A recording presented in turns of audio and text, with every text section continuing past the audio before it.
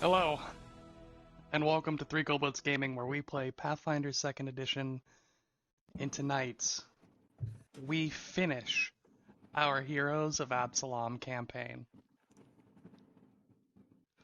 And with the news, Ben playing Viren. It was so perfect because it was like such a triumphant entrance, but like seeing you, I never listened. not at all on purpose. Not at all on purpose.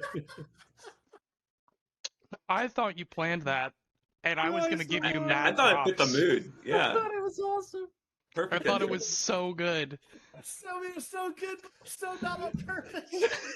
Seeing Ben panic for the moment it hits was so good. Welcome, everybody, tonight. We Oh, play Pathfinder 2nd Edition Remastered with errata. And fortunately, for this campaign at least, we won't have to remember the rules for very much longer.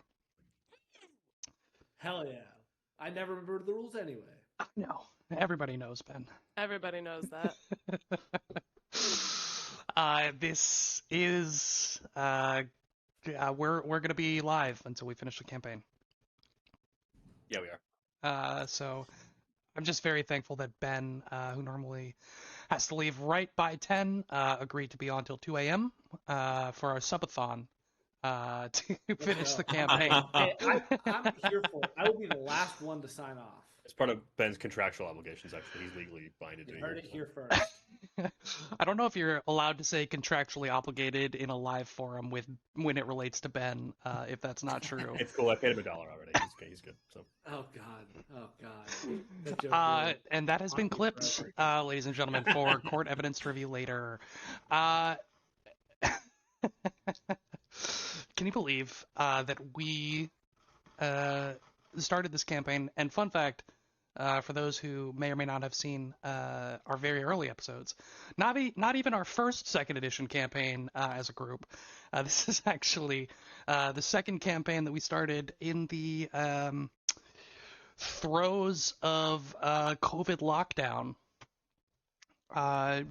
To stream a story to whoever wanted to listen. And you know what? We did get a few people that we didn't know in person to watch over the years. hell yeah, girls. Hell yeah. And a fair number of people that we did know to occasionally pop in. And I'll tell you what, most of our videos do double digits on YouTube. So Double. Wow. digits. Will, you watched them 10 times. Thanks for keeping the numbers up, buddy. somebody had to do it. Okay. And it definitely wasn't going to be anyone with taste. So I mean, it was August of 2020. I think we started this. Absolutely. That's Yeah. almost 6 years ago to the day. That's crazy. Yeah. Crazy stuff. and this is, I believe, episode 198. Crazy so stuff. almost So exactly close. 200 episodes. It's there's a lot going on, but we could talk about finishing the campaign, or we could We could just go friggin' do it. finish the campaign. Let's go friggin' do it, dude. Let's do it. So why don't I take you to a little map that I like to Oh, yeah. call the battle map for those Yeah. of you who are That's right, uninitiated. We're not actually done with the combat. We're not actually Nope, done. we are not actually done yet. I've been having you guys do preparation for something that is not guaranteed. Not in sight. In session with map we go. Oh god, I forgot about all the conditions I have. So many conditions. Kashak has never been more doomed in his life. Firin, I think everybody here actually is the most doomed they've ever been. And it is the top of round, No. I kid you not, 18. Whoa. Firin, it is your turn.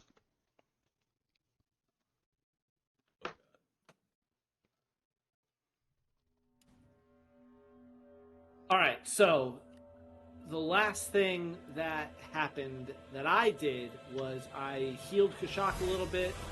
I made a little albatross appear above Olansa. Looking at my forget I've got going on. I'm immobilized. I am drained 3. I am regenerating though, so that triggers at the start of my turn. So I got that going for me.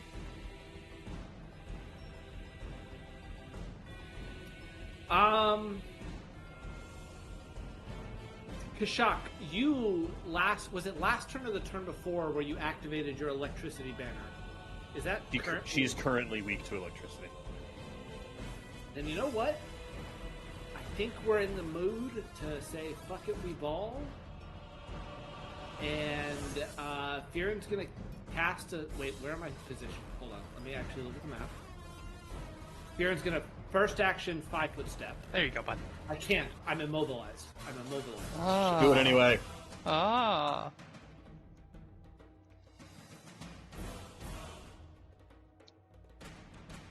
Why am I immobilized?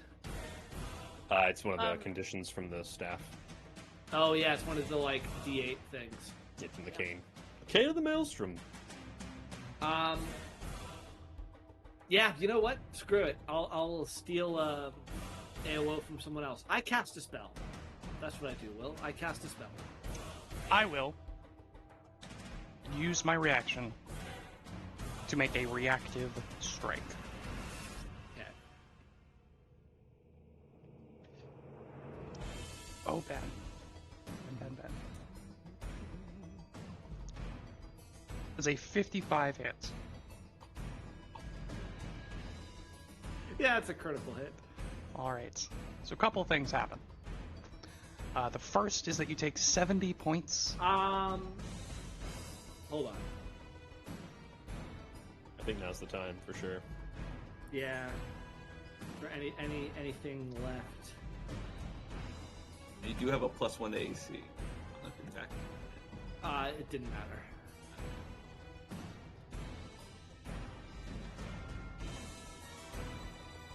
I'm going to let me read this ability since it's a little weird where we are currently. Sorry, I know I'm stalling you, Will. I'm fine. considering using the ability Planar Sidestep, but given that we're in a demi-plane, I just want to read that ability again really quick.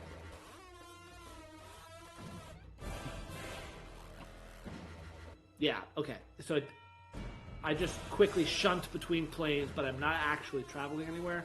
I gain resistance 25 to all damage types of the from the triggering attack. Okay. Amazing. The trigger is I just get hit with a melee attack. Yeah, so you would take 70 points of piercing damage, Okay. and the spell is interrupted. It does not go off. Yeah. Oh, wait a minute. That's right. Hold on. Are the actions spent or just the spell? The actions are spent. The spell slot is used. Yeah. Wait, Nothing Will, happens. can I revise my reaction then? Will you allow me to do that? Sure, why not? Nickeling take full and damage. diming me until the very, very end. I It's the don't most play fun that thing. sidestep. I instead use Storm's Retribution, which is a reaction where when I get critically struck, I can cast a focus spell. And When I get triggered. I'm gonna cast the spell I get was going to. I'm gonna cast the spell I was going to cast before I got critically struck. Uh-huh. Amazing. Uh-huh. Amazing. Uh-huh. Amazing. Roll to hit. No, you roll. I Reflex roll. save. Reflex save. Yep. Ben, how prepared are you to be disappointed? Very prepared. Okay. As long as we're all on the same page here. That is a 62 on the reflex save. Yeah. Okay. Nothing happens, and it was 70 points of damage. How much? 70 damage was it? points. Free mitigation, 70 points. Yep. I gotta say, Ben, it was a great effort. I love the chain of events. This is a primarily rogue-based character that you tried to cast a yeah. reflex save on. I'm not surprised at all that this is work. I'll attempt to escape. Be immobilized. All right. No, it's gonna end next turn. I just raise my shield. That's all I do. I raise my Okay. shield this same turn. Next up is Weaver. Weaver, you have something in your possession that is now radiating pulsing waves of, I don't want to say power, but you can feel almost a desire emanating from this item, a hunger, like there is a vacuum in your bag, and you can feel energies, eddies of current being sucked in. You have a rather powerful artifact that is currently calling to you to be used. So this relic is actually in my Archmage's robe pocket, and he takes an action to fish it out from said pocket. He pulls it out, noticing this influx of arcane power, or magical power. I don't know if it's arcane. He seems to I don't know how many times seems I to have to say it. realize what is happening in the moment, and he will activate it with 2 actions. Okay. I'm going to read the text of the ability that he is utilizing, with the preface that it has no bearing on its interaction with the boss as written in the campaign. Because Paizo.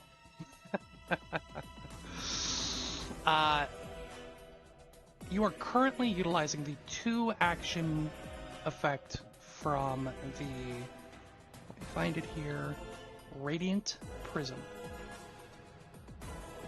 Radiant Spark, excuse me. Radiant Spark. Enter toolbox, magic items, Radiant Spark. Normally, the Radiant Spark is utilized to control and bind celestial or otherworldly beings to your will. Karnos the Angel Binder, famous for binding angels using the power of this artifact. As a 2-action in Vision,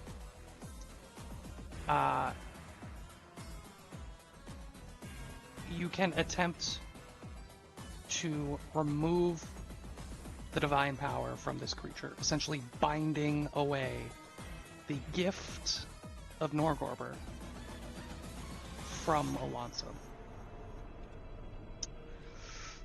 This is a spell DC of 49, and Celestials get an outcome 1 degree of success worse than the result of their save. Now, one might ask, what is a Celestial, Will? I would say, don't worry about it. It has no bearing on the interaction that we're about to do. I'm going to roll a will save.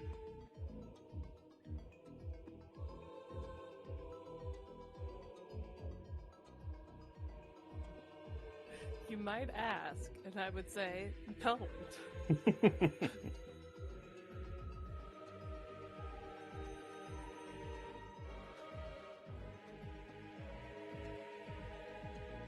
And on a roll of a 6 on a 20-sided die, the will saving throw comes out to a 45. Incredible.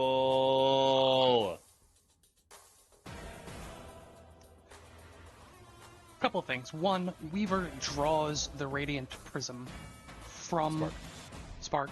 Keep saying prism. It's prism shaped. You know what? I'm just gonna prove it to you.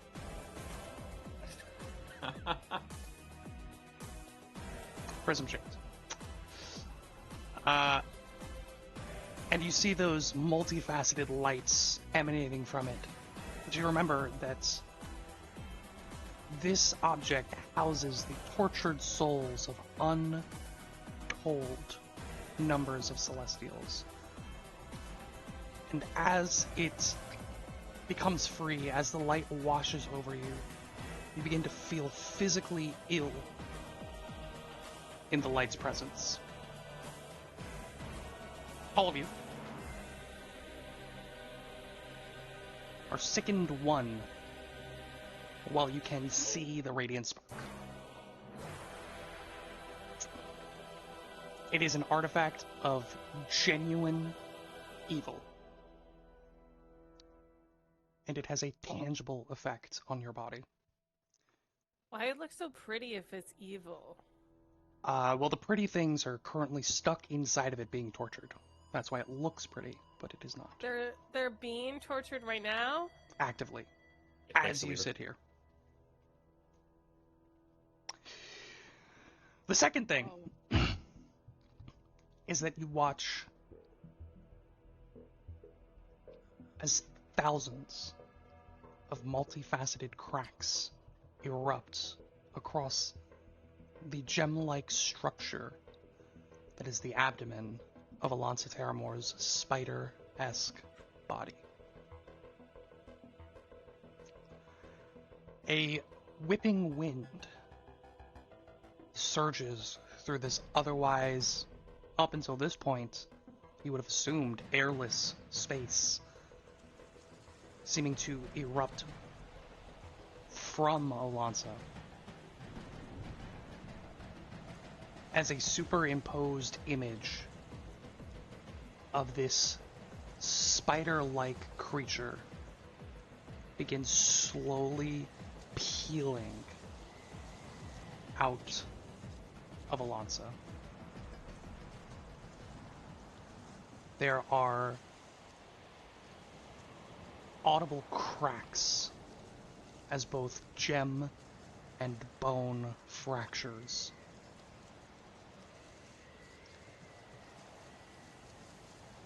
And a scream erupts from Terramore.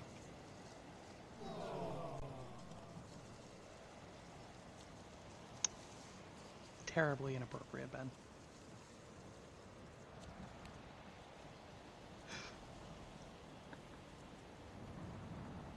With what appears to be a last attempt at resistance, Alonsa attempts to grab at the superimposed figure as it gets further and further separated from her form.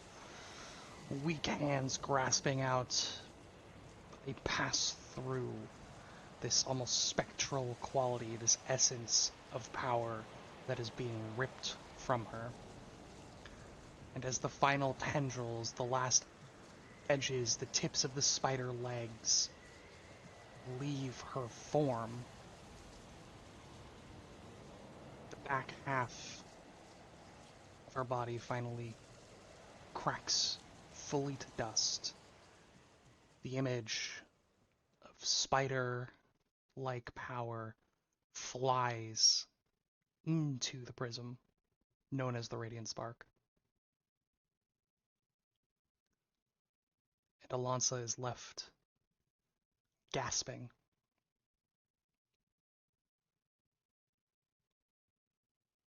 Without legs, body shattered on the stone steps of her own creation. The rapier falls at her side.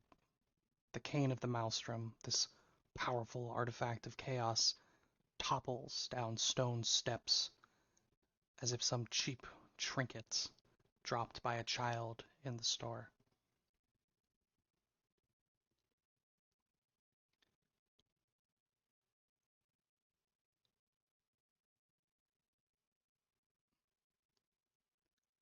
You can see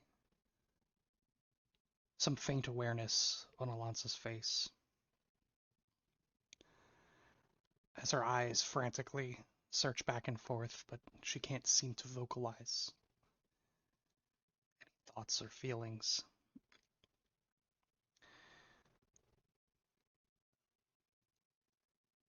As she gasps, is there anything that you all do or say?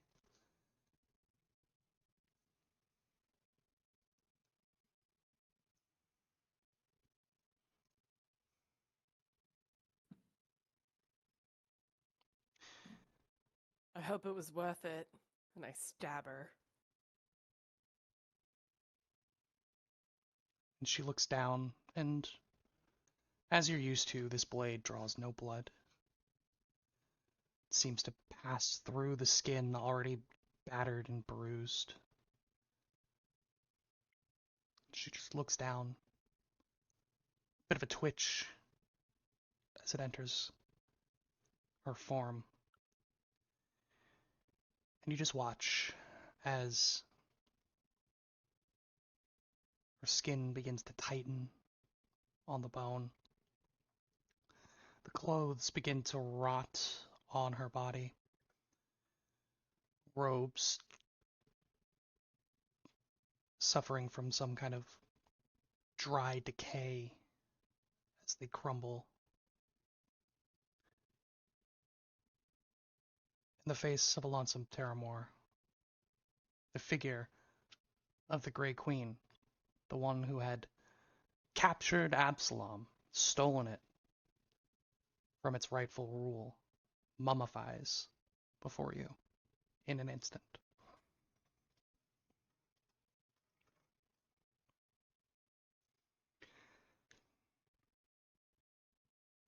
Below you, perhaps unexpectedly, the ground begins to shatter. Large chunks of rock splitting off and falling into the nothingness beyond. And as you look left, right, searching for some answer to the problem once more presented in front of you, the most recent in a chain of problem after problem after problem,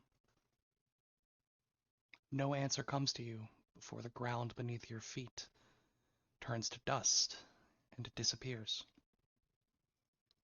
There's that split moment as you feel like you should start falling, where the anxiety and the fresh adrenaline dump ramp up your thoughts as you calculate how to survive. That's all you've really been doing for the past several months, fighting to survive. Against every horror a demented god of murder, thieves, and secrets could throw at you. But you don't fall.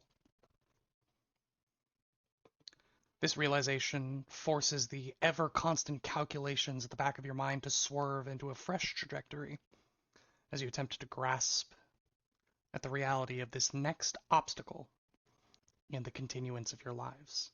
Reality, though, is subjective. More so now than ever as you gaze into the event horizon of what you assume to be the umpteenth plane of reality that you've traversed in such a short period. More than any should traverse, really, as the weightlessness you feel begins to fuzzy the thoughts in your mind. The survival calculations, the increased heart rate, the adrenaline all begin to slow as a sense of stillness overtakes you.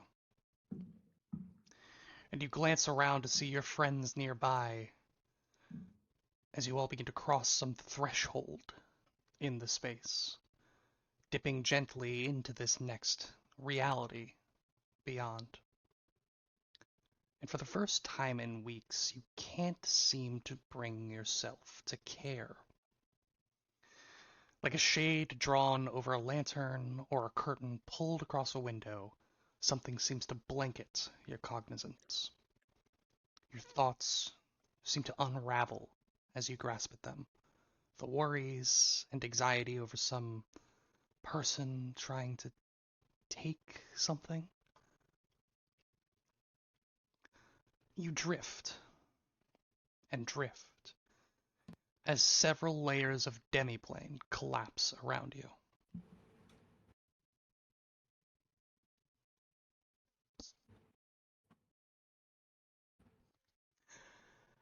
And a familiar pull of inertia, felt deep inside of you, rouses you. Threads of recognition begin to spin together. A yarn of memory curls into the skein of a thought, agonizing over how to knit back into the pattern of your consciousness. And you are finally pulled taut into place by a question, jarring you back into yourself. And, what flavor did you want? Sunlight streams into the courtyard you recognize to be the Lion's Square in the foreign quarter. You're seated with your friends around a wooden table as a human girl stands to the side with a small notebook and quill in hand. If you need a few more minutes, I can come back, she says, looking over her shoulder at a rambunctious group several tables over, eyeing a large man with deep red skin exposed entirely from the waist up, his shoulder-length black curls bouncing in raucous laughter at something that another heavily tattooed fellow said. Jerry's Gelato is one of my favorite places in Absalom, a second voice says. You turn to find a fifth figure seated at your table, swallowed in layers of heavy gray cloth and a deep hood shrouding the face. Fucking Horgover. Feel free to order whatever sounds best. My treat. And with a shock, you realize the voice is genuine. The head tilts up, revealing a pale gray mask as a hand lifts to remove it. And for the life of you, you cannot remember that face. As the wooden piece is set on the table, it clicks and separates bit by bit into thousands of minuscule spiders that skitter and scurry, melting down into the shadows below the table. Strawberry for me, and whatever my guests would like. Kashak, I imagine you've never had gelato, correct? Never found the time. Shame. Please. You've certainly earned it.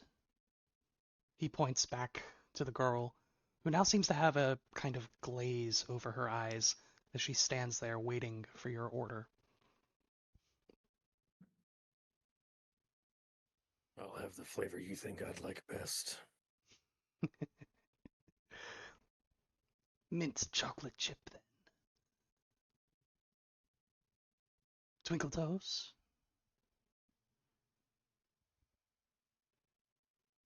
Cookies and cream. Very good. Fearin. I just like chocolate. A classic man. Yes. And Weaver.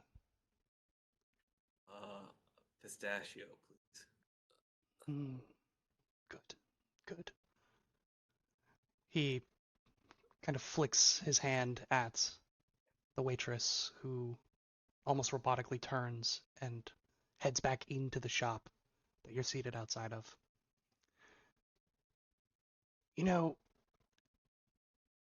Jerry's Gelato has been operating in Absalom for generations.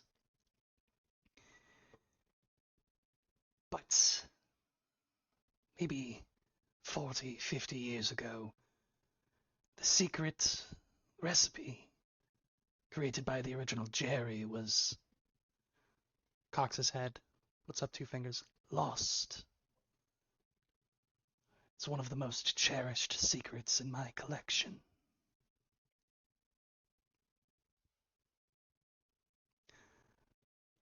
A bit odd, no, that a group so dedicated to stopping me and my minions would call themselves the Secreteers, yes. We weren't really familiar with your work yet when we gave ourselves that name. I see. But it stuck. Ironic, yeah. The woman who leads double lives. A pathfinder captain who does not adventure. The secrets I have about you, Viren. I wouldn't have time to get through them all. And Kashak. more a secret of omission, centered at the heart of your story, isn't there?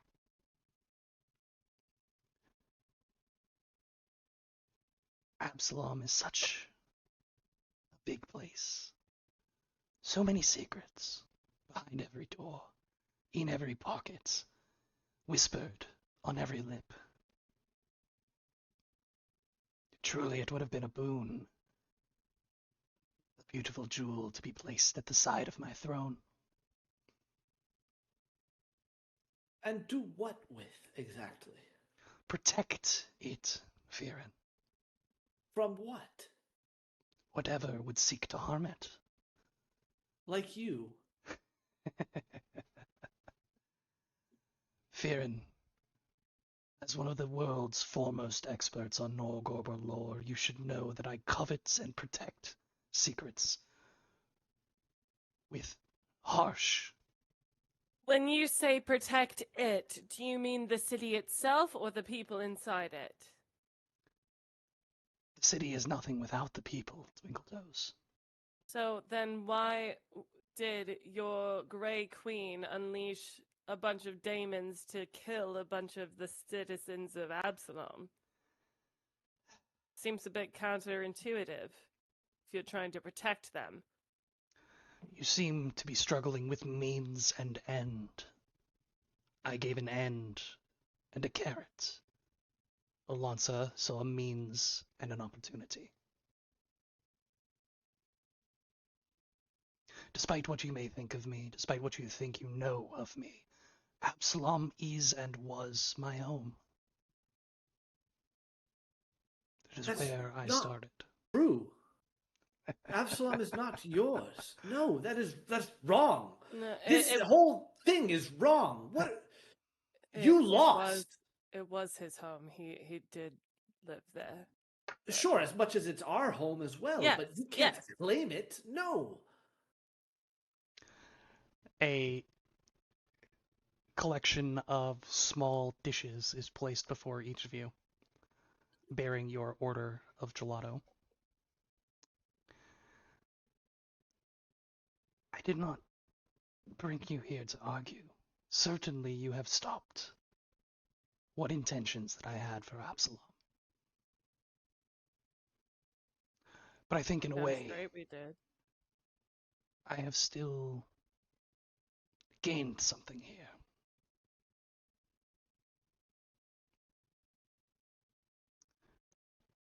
I'm sure you think so. There are ripples. Ripples of something yet to come that have only begun to wash across Galarian. Is there a door to wherever we are, or is there like a? You're currently seated outside in a plaza. We're outside. That's At right. like an outdoor table to Jerry's Gelato. Yeah, I kind of want to like pick up my dish of ice cream and leave. Viren throws his chocolate gelato at whoever this is, or whoever they're claiming to be, and storms out and storms away and just says, "We beat you. Go away. Leave Absalom alone." And Viren is just done with this conversation and leaves, like walks away. Yeah, so you pick up my gelato and throw follow the bowl, and it like smashes on the ground several paces away, and maybe a dozen people turn and look at you, like with quizzical, questioning eyes. Some people start to whisper, murmur. But you Weaver's gonna walk away. Weaver's gonna take a bite of his delicious pistachio gelato, and It's incredible. I bet I love pistachio gelato. Anyways, he's gonna look at this This rogue is really pig and be tough like, to hear. You say secrets are meant kept aside, hidden forever, but it was through us who shared our secrets with each other and formed this unshakable bond. We were able to defeat your plots. What do you feel about that? He'll take another bite. Isn't one of the most delicious feelings the opportunity to share a secret with someone you care about?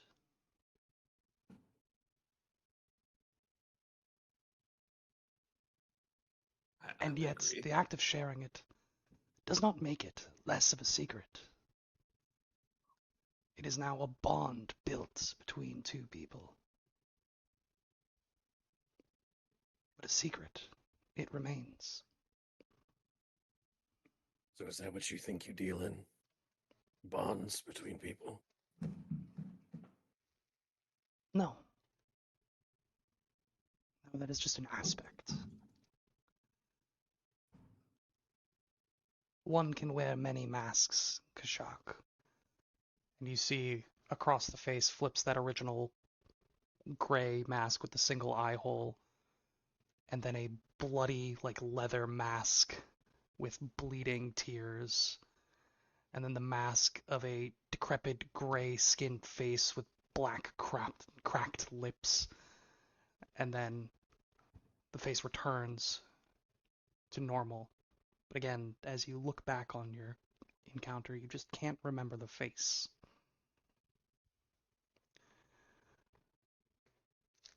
Many aspects, many masks that all of us wear. To try to boil down yourself, let alone myself, is an act of madness. It means nothing, Kashak.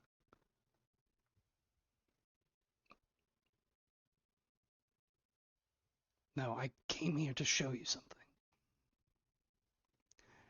And despite your friend's temperament, and he snaps in fear and you're seated back at the table, Twinkle Toes, you're not in Absalom. And I was trying to play nice. A gracious loser. I don't have to be. But you had to see that coming, didn't you? With these two. It's about intention, Guilty. isn't it, Kashak? We'd like to see what you have to show us. Very good.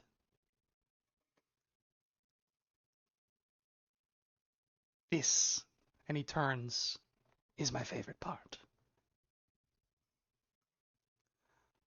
There's a sudden crash of wood as a table and several chairs are upended nearby.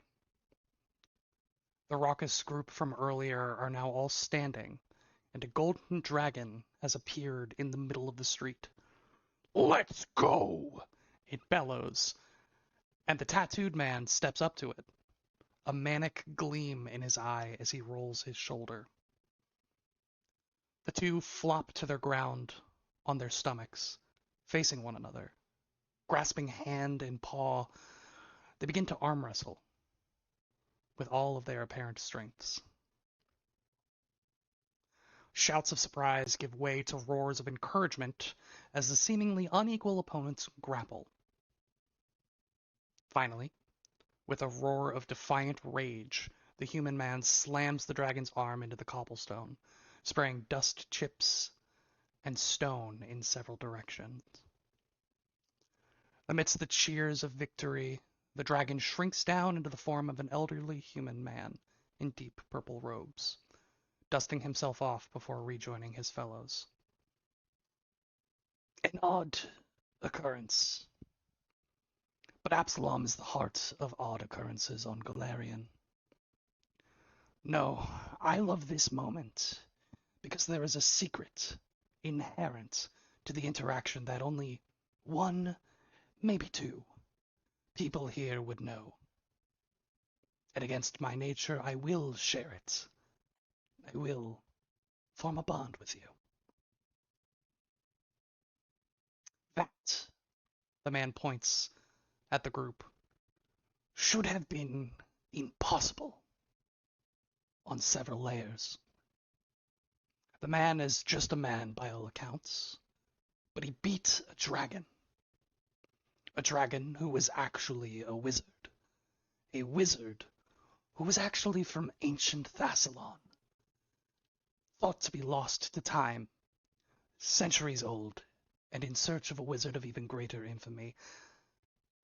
The rest of that story is unimportant. But the point is that everyone here witnessed the impossible without realizing it. And it was just another day on the streets of Absalom to them. This is what I seek to protect. Prophecy may have died with Erden, but these ripples of something yet to transpire wash over the world with increasing intensity. A great change comes, and with it a secret even I am not privy to. Though now I cannot hold Absalom safe in my own hands, what I've gained is the forging of you four who are able to sufficiently keep it safe. Even though you likely won't do so for me. I leave the city to you. And he lifts a brilliant glass prism in his hand. And for returning a portion of my divinity, I will grant each of you a secret of your choice. Ask, and if it is known to me, it will be known to you.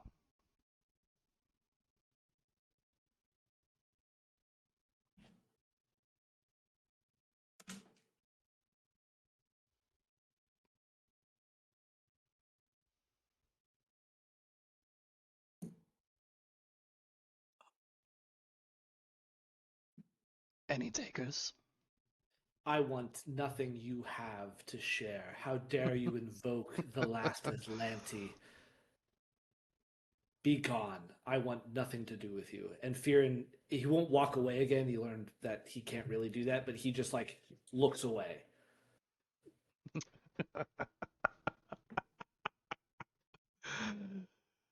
No takers We've- then. Weaver, can you do something to plug Fearin's ears really quick? Weaver puts his hands over Fearin's ears. Fearin looks at Weaver. What? Weaver, what are you doing? Stop it. Stop it. No, stop. What are you doing? Stop. No. Kashak. I think it best to decline your offer as well.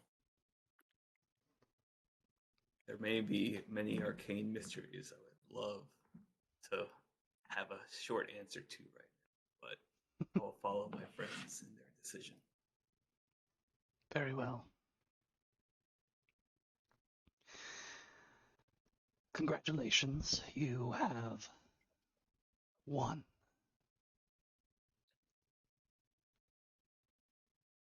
And those words kind of reverberate in your skulls as you look down at your gelato. All except for Fearin, who threw away I was about to say. really, really good gelato. And the world begins to blur as if somebody pressed fast forward on a VCR tape. Lives speeding past you. Suns rising and setting in motion again and again and again. Thousands upon thousands of people walking the streets, holding their secrets through their lives in Absalom before your surroundings slam back into pace with that all too familiar lurch in the pit of your stomach. You come to, still in the Lion's Square, though now partially ruined. People dust covered and careful, cautious, re-emerging into the streets as silence descends on what would normally be a bustling city square. Someone points to the sky. Murmurs ripple through bystanders as more and more people emerge into the square. You look up. As clapping begins, as cheering starts, to see that red dome over Absalom begin to chip and shatter and blow into dust, carried out on the wind. With it, for the first time in several days, a breeze of genuine fresh air, tinged with the scent of the inner sea, washes over you.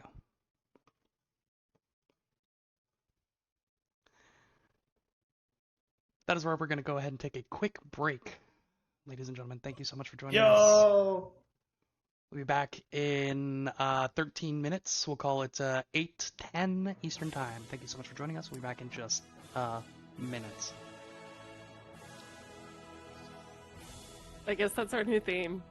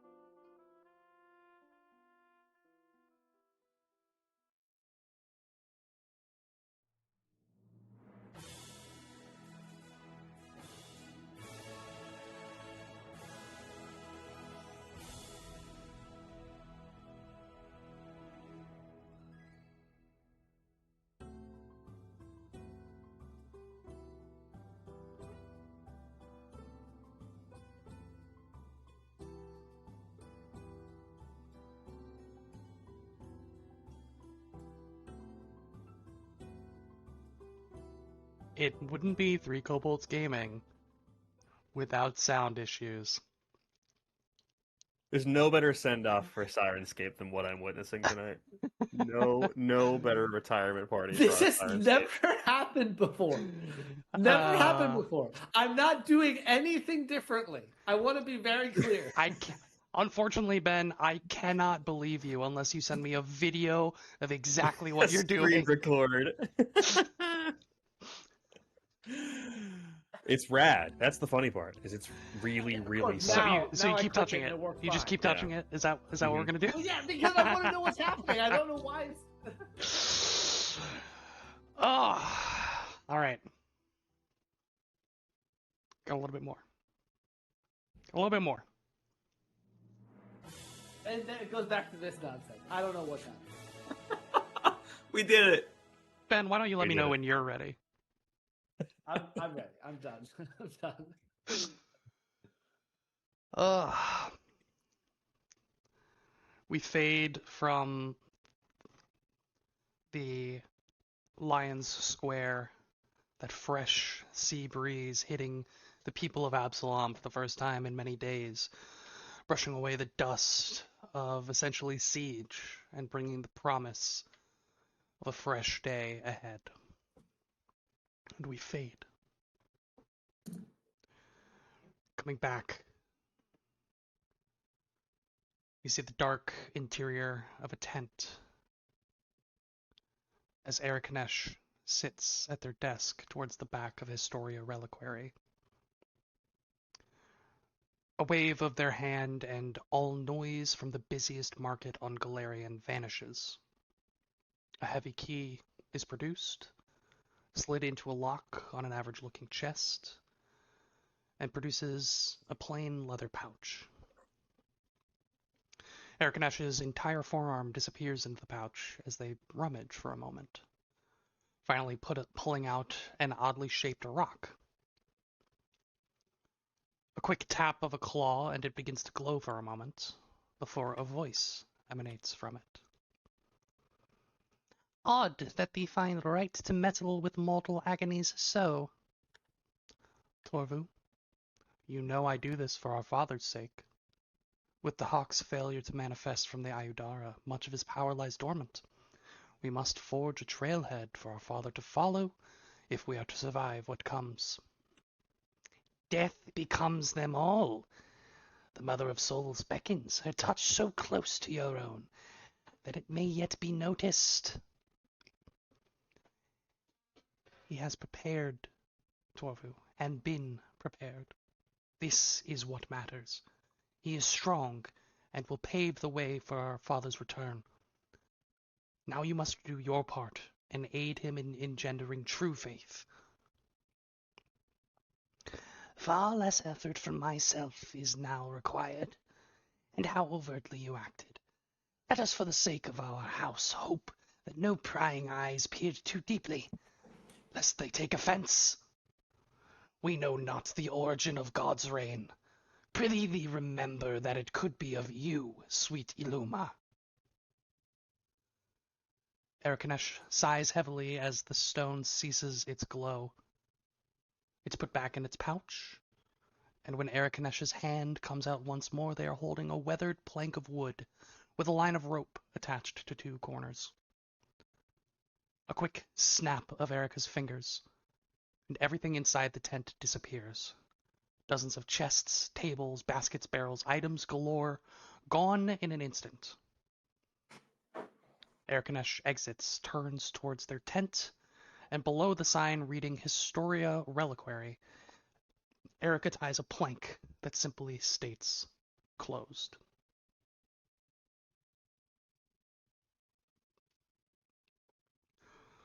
It's time, Isabel. You've become a full knight. I have nothing left to teach you. You know our oaths, and we must find those who are lost. I owe it to your parents and to Octavio to find any survivors from our order who escaped the Order of the Rack. Remember, breathe deeply before the plunge. This was the last time Isabella del Tiburon saw Knight Duncan. She received letters of his progress, of meeting up with the remnants of their order in Kintargo, of a new resistance, forming to combat the evils of House Throne. There were days that Isabella wished that she had gone with him. But she knew that she had a different purpose, one here in Absalom, because the day after Duncan left his hut in Eastgate, there was a knock on the door. "I need help," the little blonde boy said. Despite his words, the seemingly perpetual scowl on his face almost caused her to shut him out. But she bit. "With?" she asked. "My boss was taken by a sea hag, and no one believes me. I need your help finding her." "Well," she said, a bit flustered, "who's your boss?" "Emmeline Greengold of the Green Grocer," says Eunice.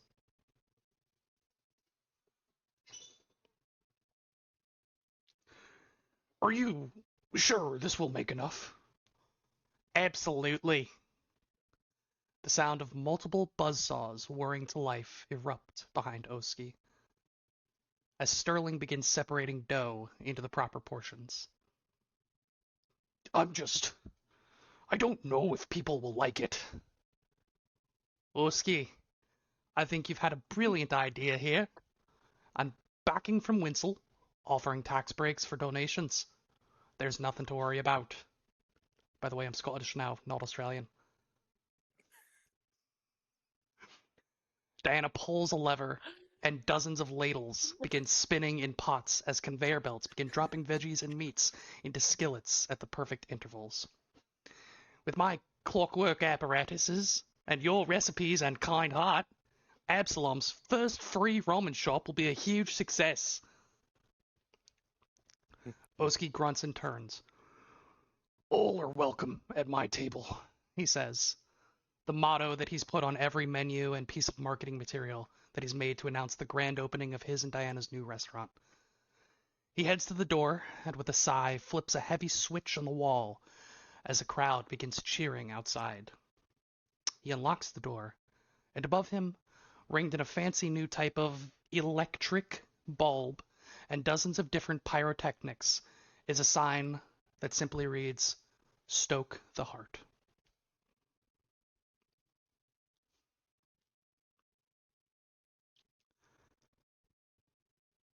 After the events of the attempted city napping of Absalom, Weaver returns to the Grand Lodge with incredible knowledge of the arcane that he has picked up. He shares his findings with the Society and becomes one of the greatest contributors to the understanding of arcane secrets and mysterious relics. He becomes dedicated researcher of powerful magic hidden in relics brought to him by members of the Pathfinder Society, and uses his skill set to assist with ways to counter or nullify any magical threats that could arise. Artifacts and ancient arcane scrolls brought from the far reaches of Golarion are presented to him in an attempt to better understand their functions. Eventually, the Pathfinder Society allows Weaver to create a library of arcane knowledge that becomes a powerful resource for all members to utilize for the greater good of all beings. Weaver spends decades building this library, expanding its shelves with texts and guides to what used to be unknown secrets linked to the arcane art. His spellbook, which becomes a legend among spellcasters that know his name, holds countless spells and cantrips amongst its infinite pages. Weaver has become a well-renowned wizard who is more than happy answering questions related to magic and showing off his expertise in counter magic. He does not hesitate to show his legendary mastery over the arcane, and has made it almost a game to challenge others to show him a spell that he cannot recognize in an instant. His favorite pastime is recounting the tale he fought a malevolent god with the help of his friends, adventurers he had just met but formed a deep and unbreakable bond with. Decades later, an arcane relic is presented to him that he finds himself completely stumped with. Even while wearing his Archmage's regalia, he realizes it will take months of intense research to figure out the function of this artifact. After some time locked away in his study, his colleagues and students begin to worry and finally barge in, expecting to find the old wizard hunched over his desk. However, the study is empty, his spellbook and robes gone, and a hastily written note is found on his desk. I am on the verge of understanding the true mysteries of arcane magic itself. I am filled with the spirit of adventure that rivals the time I saved Absalom with my close friends. If you are reading this, please know I ventured off to discover more. Please keep my things in an orderly fashion and tend to the library of arcane knowledge. I will return. Years have gone by without any communication from the famous wizard, yet his study remains cleaned and his library still used by fellow members of the Pathfinder Society. And a small plaque placed on the desk in this study is polished on a daily basis, which reads, "Reserved for the expected return of Venture Captain Weaver, member of the Secreteers."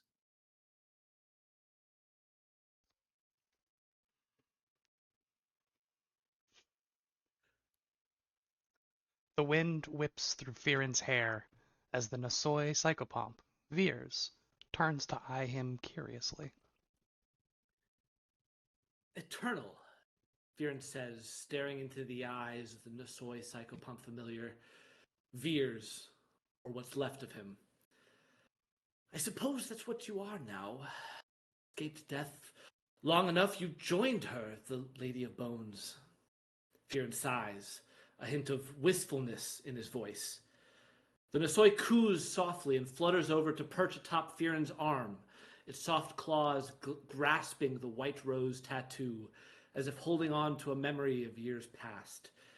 Firen chuckles. Veers, I never found the answers in the Eye of Abendigo. The frustration of his failed years cataloging the eye, attempting to find its center well up within Firen, those lost years almost overwhelming the moment. He cups the underside of the Nosoi's head and gently lifts it until their eyes meet. I was too stuck in the past, stuck with what was. He swallows, attempting to withhold the tears that might burst through him. I just knew that you came back that first time. He looks away from the Nosoi, drops his hand shaking ever so slightly, as memories of fear replace those of frustration. But then I felt it again, that you came back and then died again, as if your soul was stuck in this loop. I thought you were being tortured to endless rebirth with no rest. The Nosoi shakes its head and pecks at the tattoo on Fearon's arm. You know, Veers, I told them. I came to Absalom to kill you. That was my great secret, to initiate into the Secreteers. The Nisoi coos softly. I was wrong. I thought your soul was stuck, unable to move on, but it was me clinging to the past. You had a purpose here bigger than I could have ever imagined. Your mission became mine in the end. I did my best with it, but Twinkletoes, Kashak, Bastro, God rest his soul, and Fearon, they're the real heroes. The band you helped create in many ways. The Nisoi flies off Fearon's arm and lands atop his adventuring bag. Yes, Veers, we're as prepared as we can be. The Nisoi coos impatiently at Fearon, and Fearon shakes his head. I could not bring all of your books, though I did read them. He stiffens his shoulders tightly. Atheism is not the rejection of divinity on Galarian, but the belief that the gods are not apart from us, and do not deserve the worship lauded upon them, Fearon states in a mocking tone. He squints his eyes at the Nisoi. Was that the gist of it? The Nisoi coos at him, seems to almost roll its eternal eyes. A bit ironic, Veers, don't you think, that you helped launch the Secreteers who had to rally to save a city from a god, A bit like poetry, that. He shakes his head. He then takes a moment and pauses and begins to think. Eredin is dead. There's no going back from that. Whatever useless cartography Fearon developed in the Eye will not change that. It may bring more revelation to what is going on in that area, but it will not change the plain truth that the foundation of the life Fearon was used to does not exist. It is gone. Replaced by the present nightmares of Fearon's consciousness. He shudders just thinking at the hunting lodge, the grave raker, of all the horrors that Veer's mission bestowed upon him. The Nisoi nudges Fearon almost knowingly. Yes, I know, old friend. The path beyond is perilous. He reaches out and places his hand on the Nisoi's back. I do not know where it will end. The Nisoi jumps onto Fearon's back excitedly, beginning to coo again. All I know is that this is the only path I see forward. And he turns to face the perilous stone temple before him, reflecting one final time on his friends. He thinks of Twinkletoes, who would dare to push the boundaries. Kashak, who would uphold the remnants of the truth of his past. Weaver, who would seek the deeper knowledge within. Veers, Fearon says, this here is my final truth, he says, looking at the vast temple before him, the looming pillars connected to his ancient religion, the vast cavern seeming to call with a power of eons past. My final reckoning, Fearon says, the cavern beckoning him to continue. The Nisoi begins to coo. No, Veers, there's no going back, Fearon declares, cinching his bag shut. There's only knowing whether the gods are real and just like you and me. Norgorber may be defeated for now, but who's to say he won't rise again in the future? The Nisoi begins to coo loudly, much more loudly. The gods may not be real, but we are, Veers. He turns. We are what remains. What other god's plot may lie beyond this mortal coil? What other subjugating divinity seeks to subject those of lesser status to its flimsy whims? No more.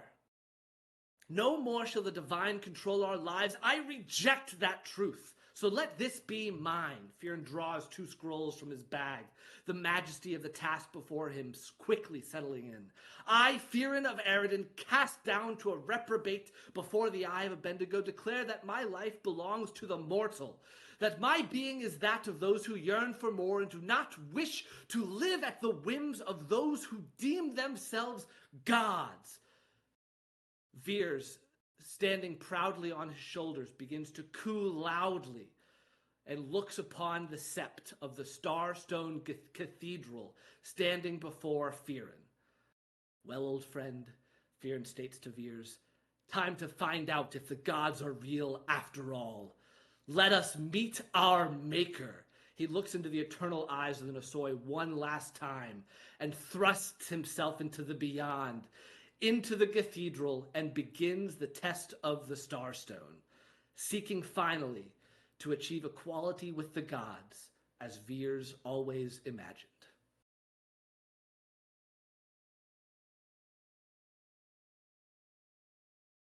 Wow.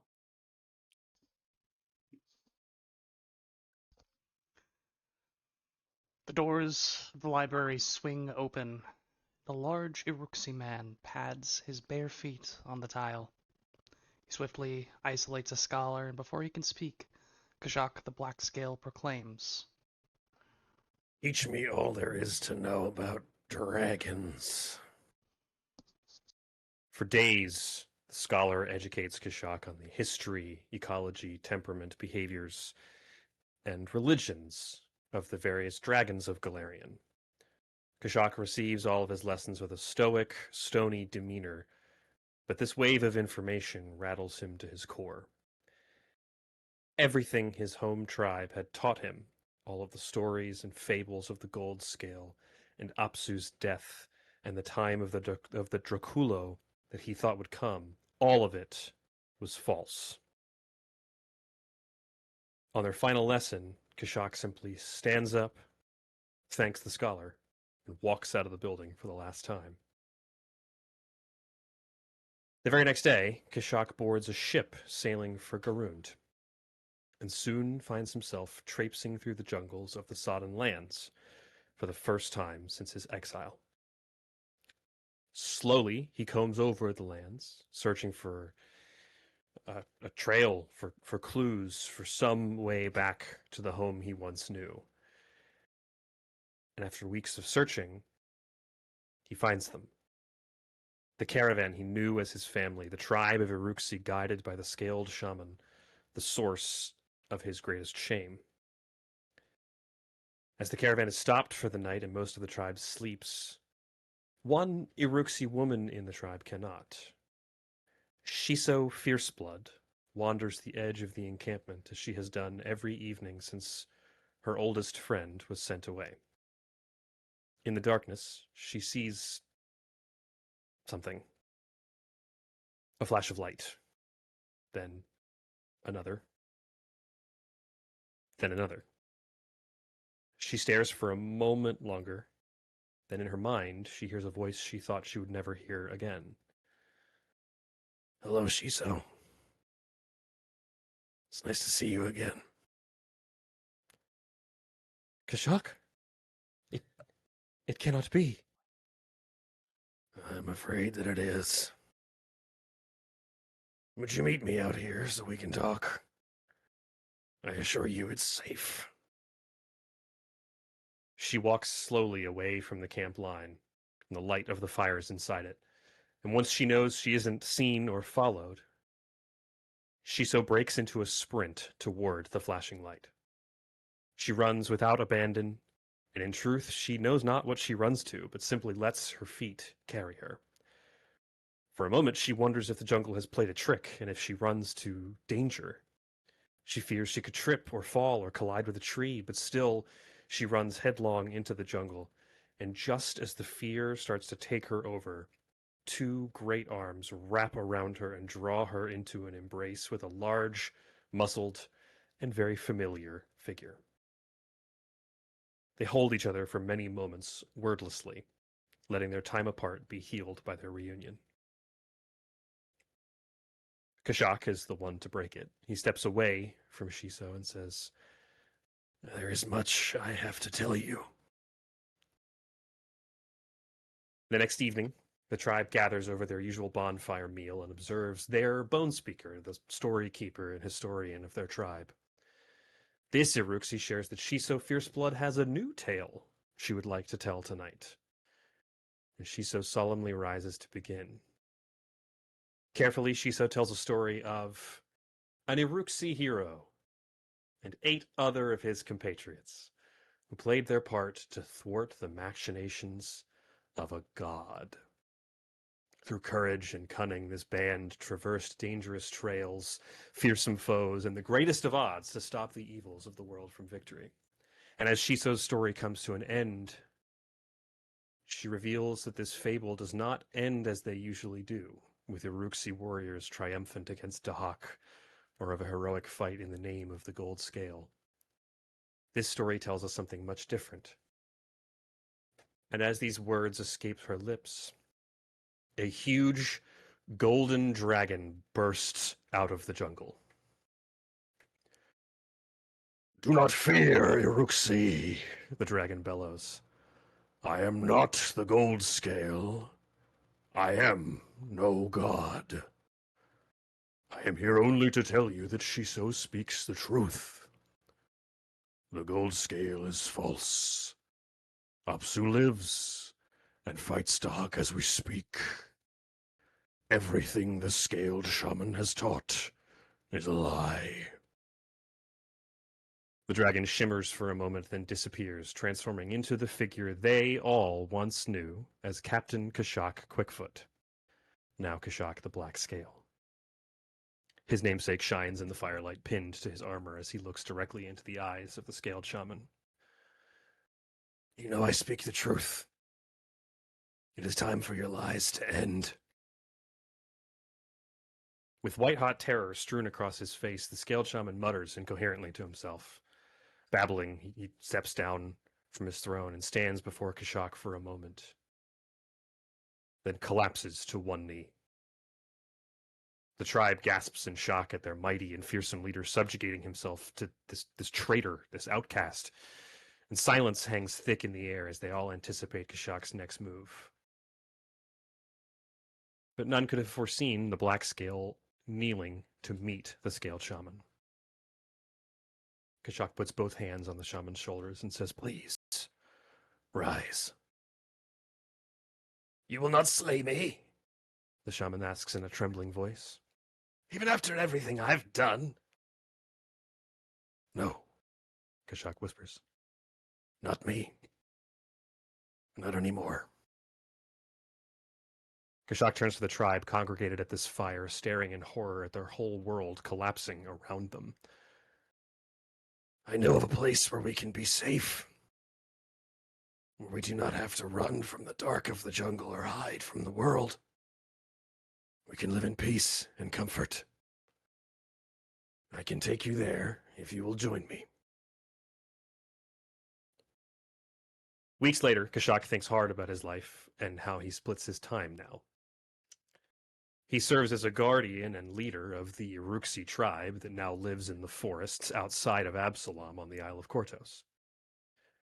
He acts as a hero and protector of Absalom itself, offering guidance and celebrity status to the denizens and leaders of this great city. But those are his past and his present, which Kashak had spent so much time and so long lamenting and worrying over. But the future now lies in what he can make of it. It lies now with Shithra and Oski and Firin and Weaver and Twinkletoes. And now Kashak looks to his future as a friend to these heroes of Absalom. And for the first time in a long time, the future looks bright.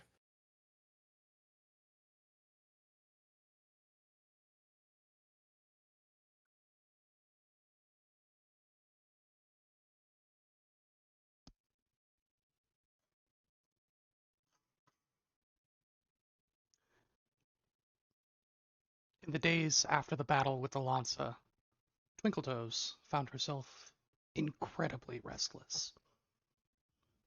After weeks of hunting down the Twilight Four, her body didn't quite remember how to relax.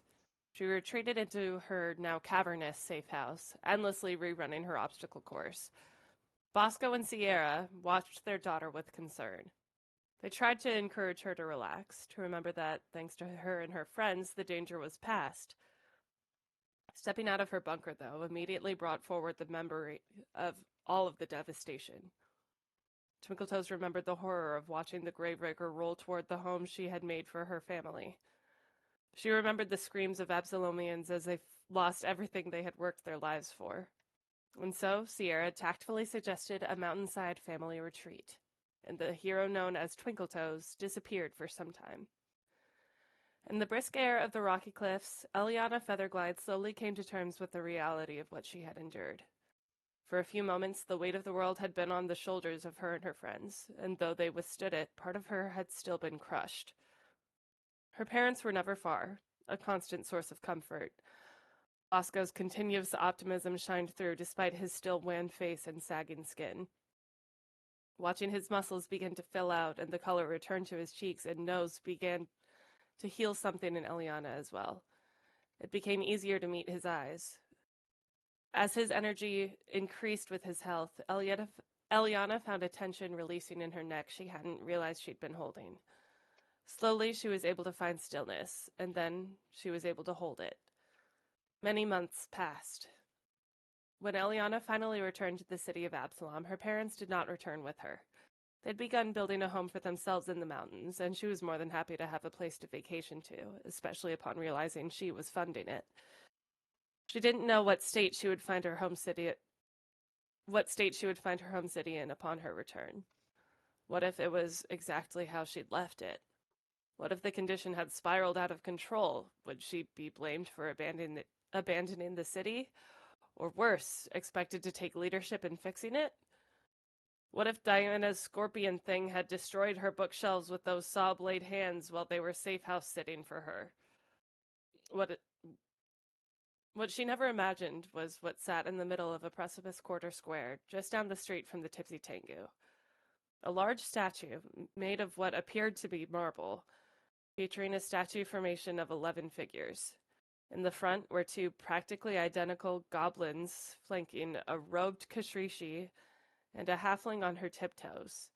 Behind them were two figures who appeared human, one with glasses and a lab coat-style duster, the other in bulky gear-worked armor, alongside a half-elf with a bird perched on his shoulder and a long-haired elf holding the hand of the human in the duster.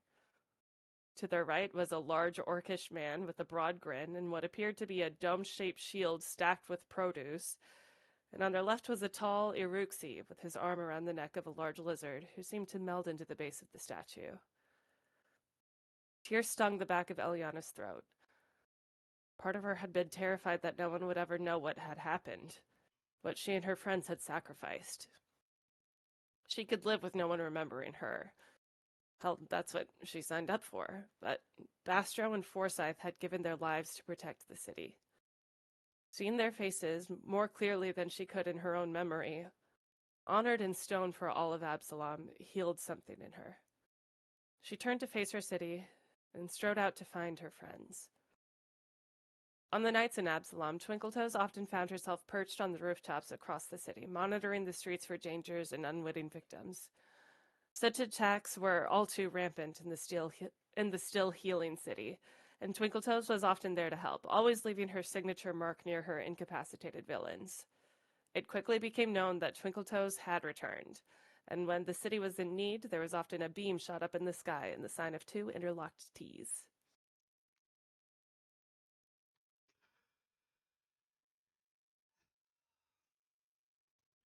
The end.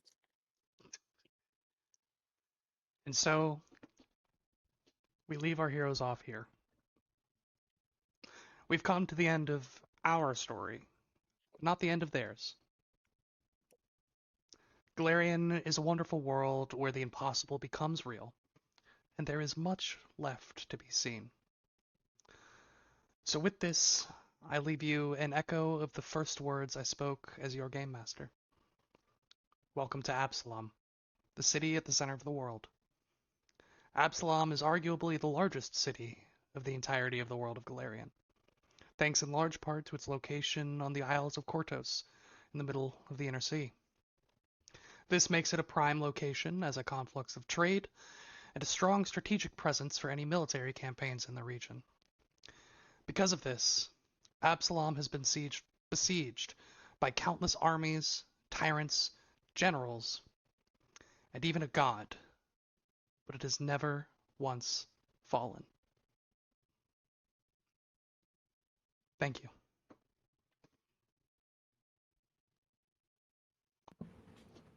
That's all I got. That's it. Woo! Wow.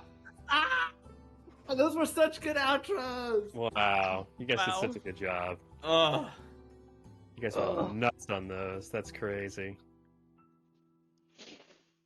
I we're not want done. art of that statue so bad. Me too, man. Me too. I want to hang that up Oh in my my god! house. If only, When you started Yeah, frame describing that, oh my god! If only I we could had somebody picture it who was an so artiste. clearly. If only. So if only. clearly. if only that same person was the one who wrote the description of the statue. Um, I might have a picture in my head already. Oh, it's so good. oh. that is all she wrote, and by she I mean John Paizo. John Jimmy Paizo. James L. Sutter, Amber Stewart. That's a different book. Ron Lundeen, infamous for Classic his Ron work Lundeen. on Assault on Hunting Lodge 7. Shout out Lundeen. Cole Kronwitter, He's new. Michael Sayer, of course, classic. Oh, Michael Cera, yeah. Poor. Yeah. And where's the last one? It's funny. These names are familiar to me. Yeah. I know, right? Yeah. And if you've and Jason Keeley, yeah, if you've done any Adventure Pass previously, all but I think one of those names are Yeah, book 5, right? I didn't recognize previous book writers. 5. Yeah, Cole, whatever his name was. Yeah. Cole Kronwitter, yeah, I that's Belly of the Black Whale. It's a good one. I have all 6 books of the adventure, and I promised a full mask off, curtains pulled back reveal. Oh my god. Mask I'm off. so excited. Any questions that the audience or the players have, can drop them, and I will answer almost everything. I will say anything that was covered in material as part of the outros will not be covered. Yeah. Damn.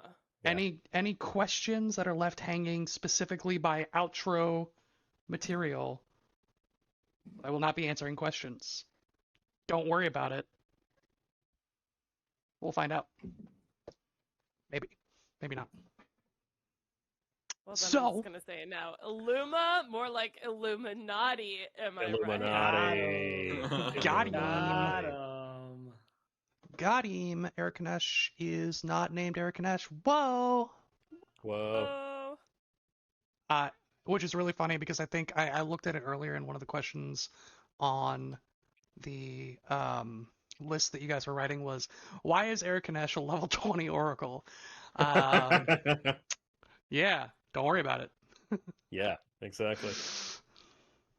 We got a question from our good friend Epps TV. Shout out Epps. Thanks for being Epps with us for a TV, long what is time. up? Yeah, Wow. been a Epps while. TV hit us with, how much modifying did you do? This AP is pretty notorious, quote unquote, in the community, and I'm curious of, if I were to run it, any advice you have. Oh And my this is- I gosh. think, there's a couple versions of There's this a couple, question that I yeah. asked as well. Yeah, How much that's would a the fantastic question. Cop aspect Um, of the campaign or game had changed the final few arcs, and how much did you Yeah. change or impact Yeah. by us not deciding to do so? So where did that rest with the game?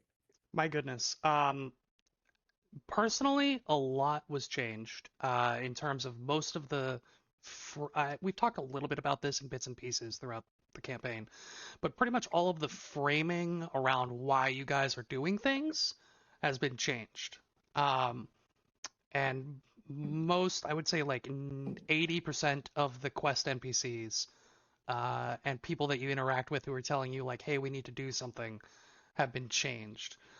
Because a lot of that comes pretty de facto from being cops, right? Mhm. And getting, like, the very first mission where you guys were, like, walking around the city and doing jobs for Knight's Menagerie. Like, that is initially set up as you all being brand new police recruits, walking the and beat. it's your first beat. Yeah. So there's a character called Grosbeck Lavarsis, who is like your police captain. And he was pretty much entirely replaced by Duncan, the Yeah, knight okay. torrent for the first 2 books in terms of like, hey, I got this thing that needs doing, and then sends you on his way. A lot of the people that you meet on the mission are generally the same. So people like Bloody Burleth, people like I almost said Ameko, but the lady at the Dragonfly Pagoda, Yeah. all that stuff is going to be German Hoff. German going to Hoff, the House all of the that's Flames. the same. Yeah. But they have Yagimo. different reactions to you Yeah. because you're not guards. Yeah. So how much modifying did I do? If you want to give it a percentage, I'd say probably about 20% was modified, but that 20% has a disproportionate effect on the campaign, right? So like if you were to say like 20% of the words on the page were changed, but that 20% was like all of the setup for the story, you know, Yeah. how much did I change? Yeah. Well, and it felt like that- as soon as we become like pariahs, right? As soon as we Yeah. get blamed for murdering or Yeah, for putting that Winslow in was jail. what- Go ahead, Ben. I feel like I was Well, asking that's the what same I was about question. to say, right? Like it was like a sliding scale, right? Because Mhm. you had to change much more at the start Yeah. rather than like Yeah. as the books progressed and our notoriety grew, it was sort of easier to Mhm. shoehorn in that answer, Yeah, right? these heroes are shitheads, not just these Yeah. cops are shitheads. You know. And I Yeah, mean, yeah. I also cheated a couple of times. Okay. Like Tell me more. Yeah. tell me more. there were so each book you were supposed to meet a different captain of one of the different City Watch. Yeah. Most of that got cut off, but Runewolf was not. And it was because you guys felt like you had finally reached a point in like your power where you could be seen as like reliable mercenaries. And so Runewolf reaches out to you guys because he's overtaxed, doesn't have enough resources to deal with the things going on in his district, and he needs extra muscle. And like the only difference there is that you're not cops. He's asking you for help, but you're not cops. So I cheated on that one, right? Cheated in the sense that I didn't really change that much for that setup. You know, you're supposed to like graduate from being Edgewatch agents, which are the you know, beat cops, That's to right. the Mhm. Star Watch Oh. in book 3, and the Star Watch is like you know, Winsel's FBI basically. Yeah. Yeah. Secret police. They have, however you want to frame it, they're the cops that have jurisdiction across districts, right? You know, across district lines, and you know, you're supposed to get there book 3 right before Winsel's framed for murder, and you go down with him. Cool. And there's a whole section that I took out after that where you're in prison, and you kind of have to do this like PR campaign to get back into the good graces with the city, to not besmirch the name of the Star Watch as a whole, right? And to engender trust in the establishment. Yeah. Obviously, no way to really get around that if Like, we're not yeah, even engaging. you We guys would have been so confused. didn't care if people thought you were murderers. It kind of didn't change anything about what we were doing. Yeah. We were kind of out there murdering people. So you know, Like, if people deserve to get got, then Yeah. they're gonna get Uh, got. Epps, Issuing to kind of justice. to kind of hit on your last point there, if you were to run it, any advice? I think the biggest thing about this campaign is you have to be okay with only being in one city where everything is available at all times. That is not usually the setup for a Pathfinder campaign. And so if my characters had money, they had access to whatever they wanted, which can be very dangerous very quickly. which was fucking sick. Which was on top of that, awesome. you know, there's a certain amount to be said for like how closely you want to run with how it's written, running the kind of law enforcement angle. It can be a little rough with like there's so much that expects like interrogations and people being captured and taken to jail and put in prison, and a lot of expectation of um, being able to get information by talking to people. Um, and putting together clues and pieces and items from interrogation. Uh, Obviously, we did like none of that. We didn't do fucking So, jack shit of that. Having Nope. Yeah, other that's like, all other that's news to me. yeah, Yeah. having other means of providing information to your players. Um, if you're not running as guards, because your players will kill the people that are supposed to tell them things. They What a cool investigation AP we almost played. Yeah, Did you want genuinely. us to do it that way? I wanted you to play it however you wanted to. I just knew Okay. I knew going into it that you were just going to kill them regardless. Let me pose a yes or no question. I've heard people talk about like, yes, there's ways to modify this for you're not playing as guards, right? Yeah. You're not playing as police officers. But I've heard the common opinion of like, either play this if you are going to be a guard, or at this point play a different adventure path. Yeah. Do you subscribe to that, or do you think it's still Mhm. possible to have Mhm. like a really good time with this and do the away from being the guards people? Well, I mean, you tell me if it's possible to have a really good time or not. I had a great time. And we're also really But, goddamn good at this, so you know, yeah. We're fucking professionals, man. No, I would say, when I chose this campaign, there were 3 campaigns, and we'd played the Mhm. first half of one of them already. right. It's obviously a different ecosystem 6 yeah. years later. Yeah. And I didn't want to play the circus campaign, which was the other option.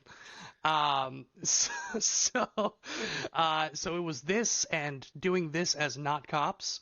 Another fun fact, when we started this, it was supposed to release in conjunction with Absalom, City of Lost Omens, the source book that has all of the information on Absalom. That didn't come out for like 2 years later, until like 2 years later. Nice. Level 17 in the Circus AP, it is a good AP. EPS, it's just the subsystems are so hit or miss.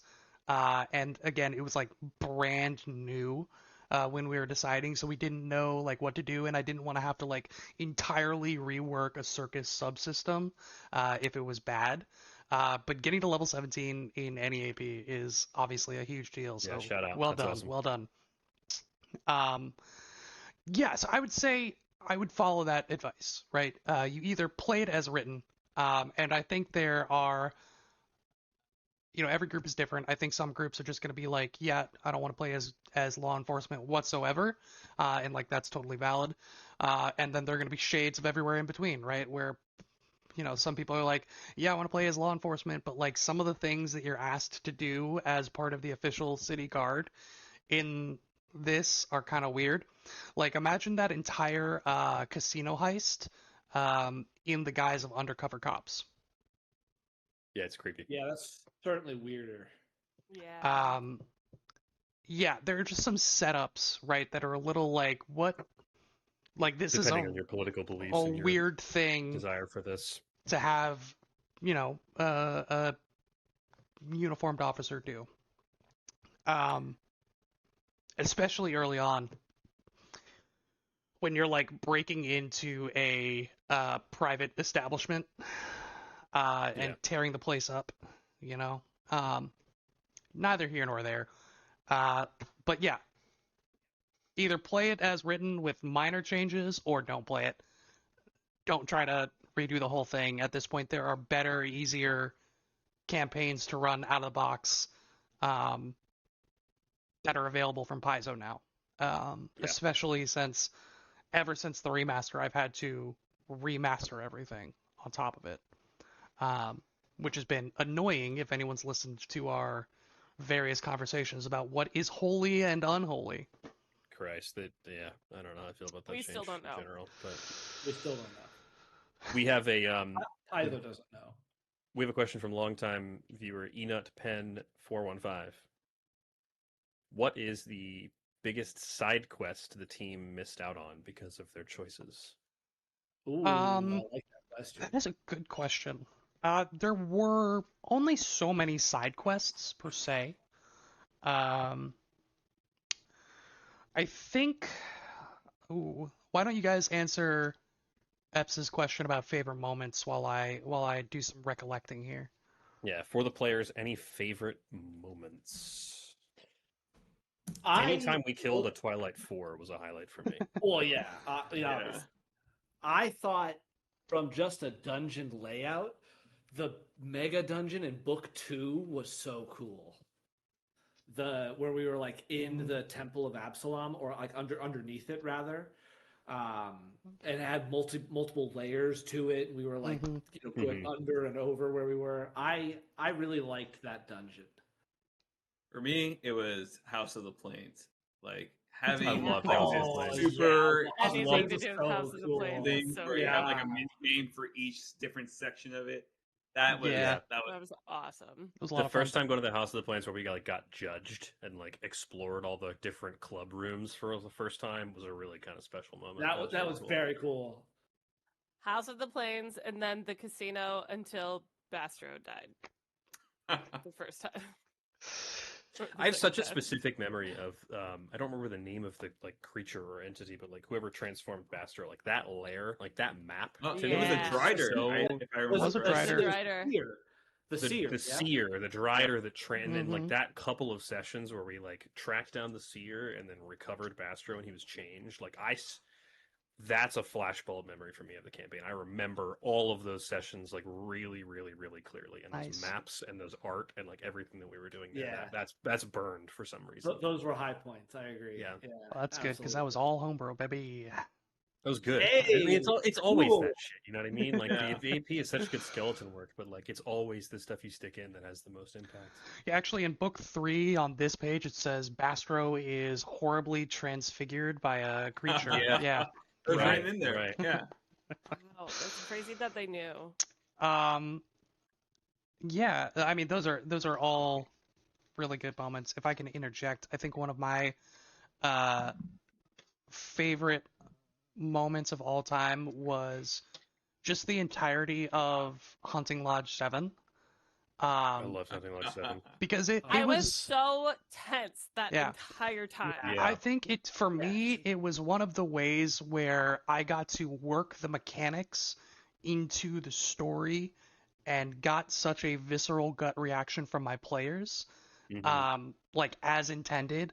It felt, every hour in game, I felt like I was driving both you and your characters a little bit more crazy, and I did die. it was very rewarding for me. She died. She I died.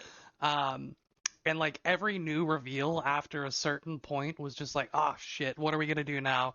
Oh god.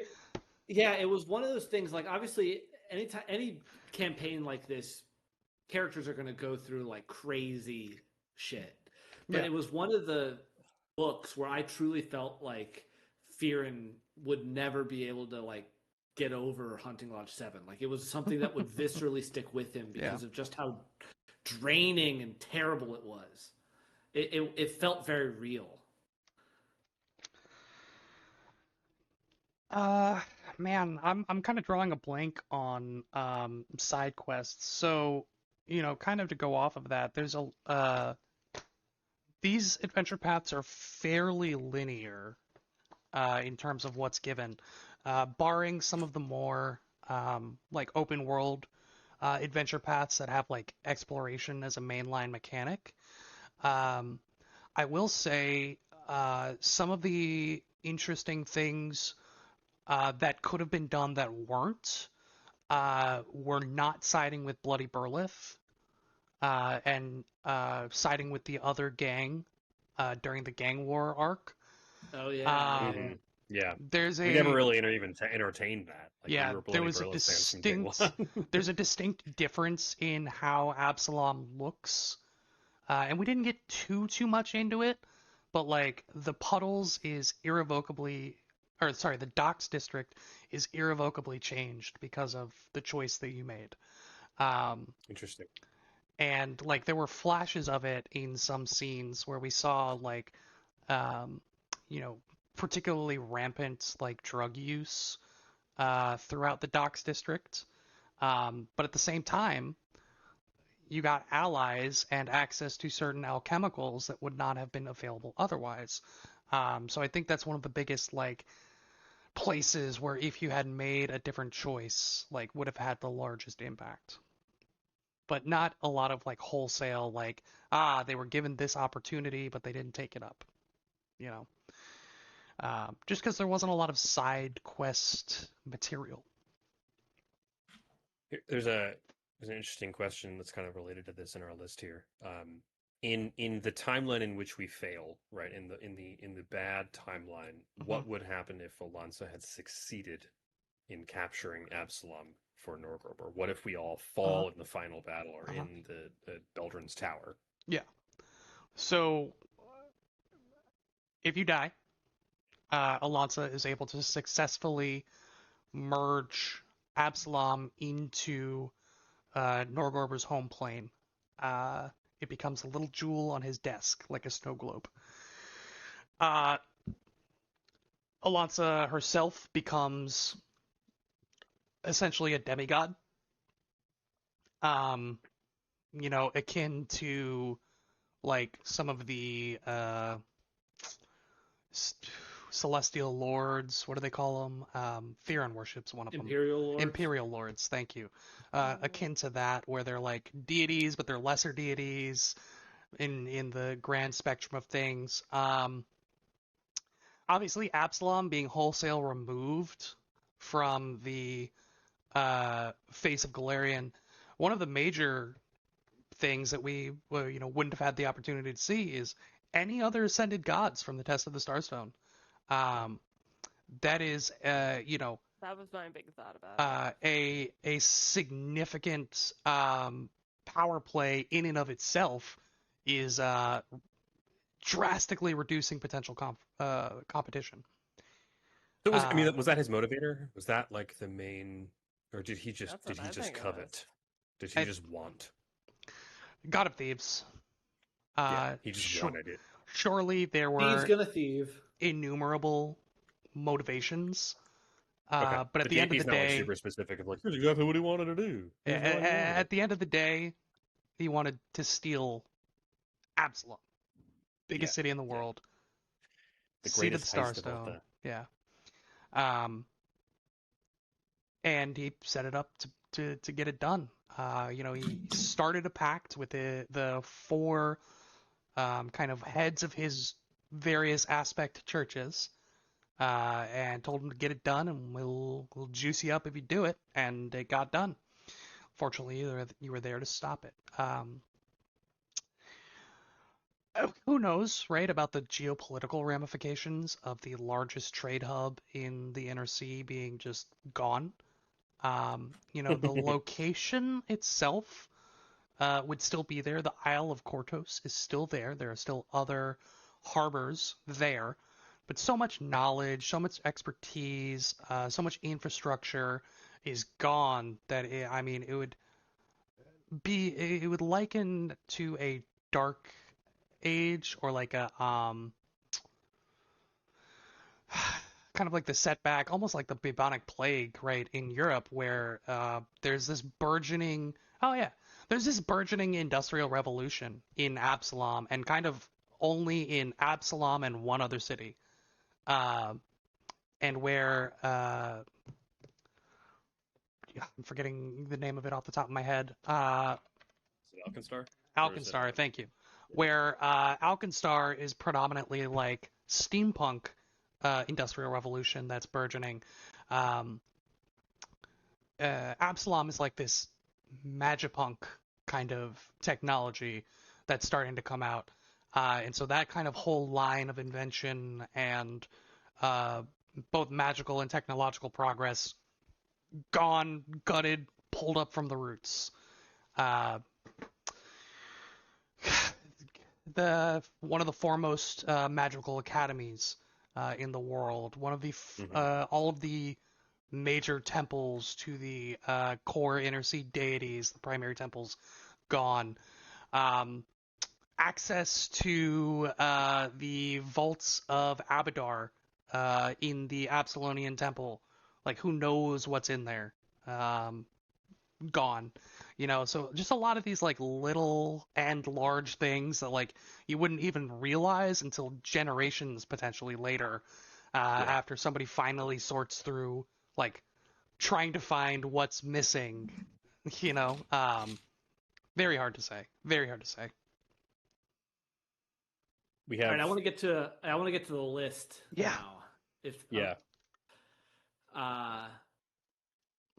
Will, I have kind of what a- was? Oh, go ahead, ahead. Jack. Go ahead. I have kind of a way to blend three of these questions together. So we have three that are similar. Okay. So, what was the most surprising decision that the party made? The most idiotic decision that we made, and the most unique choice that we made as a party. We've all three of those questions listed out, so I'm curious how those lay out for you, and maybe there's a couple overlaps of like this was both surprising and stupid. Yeah.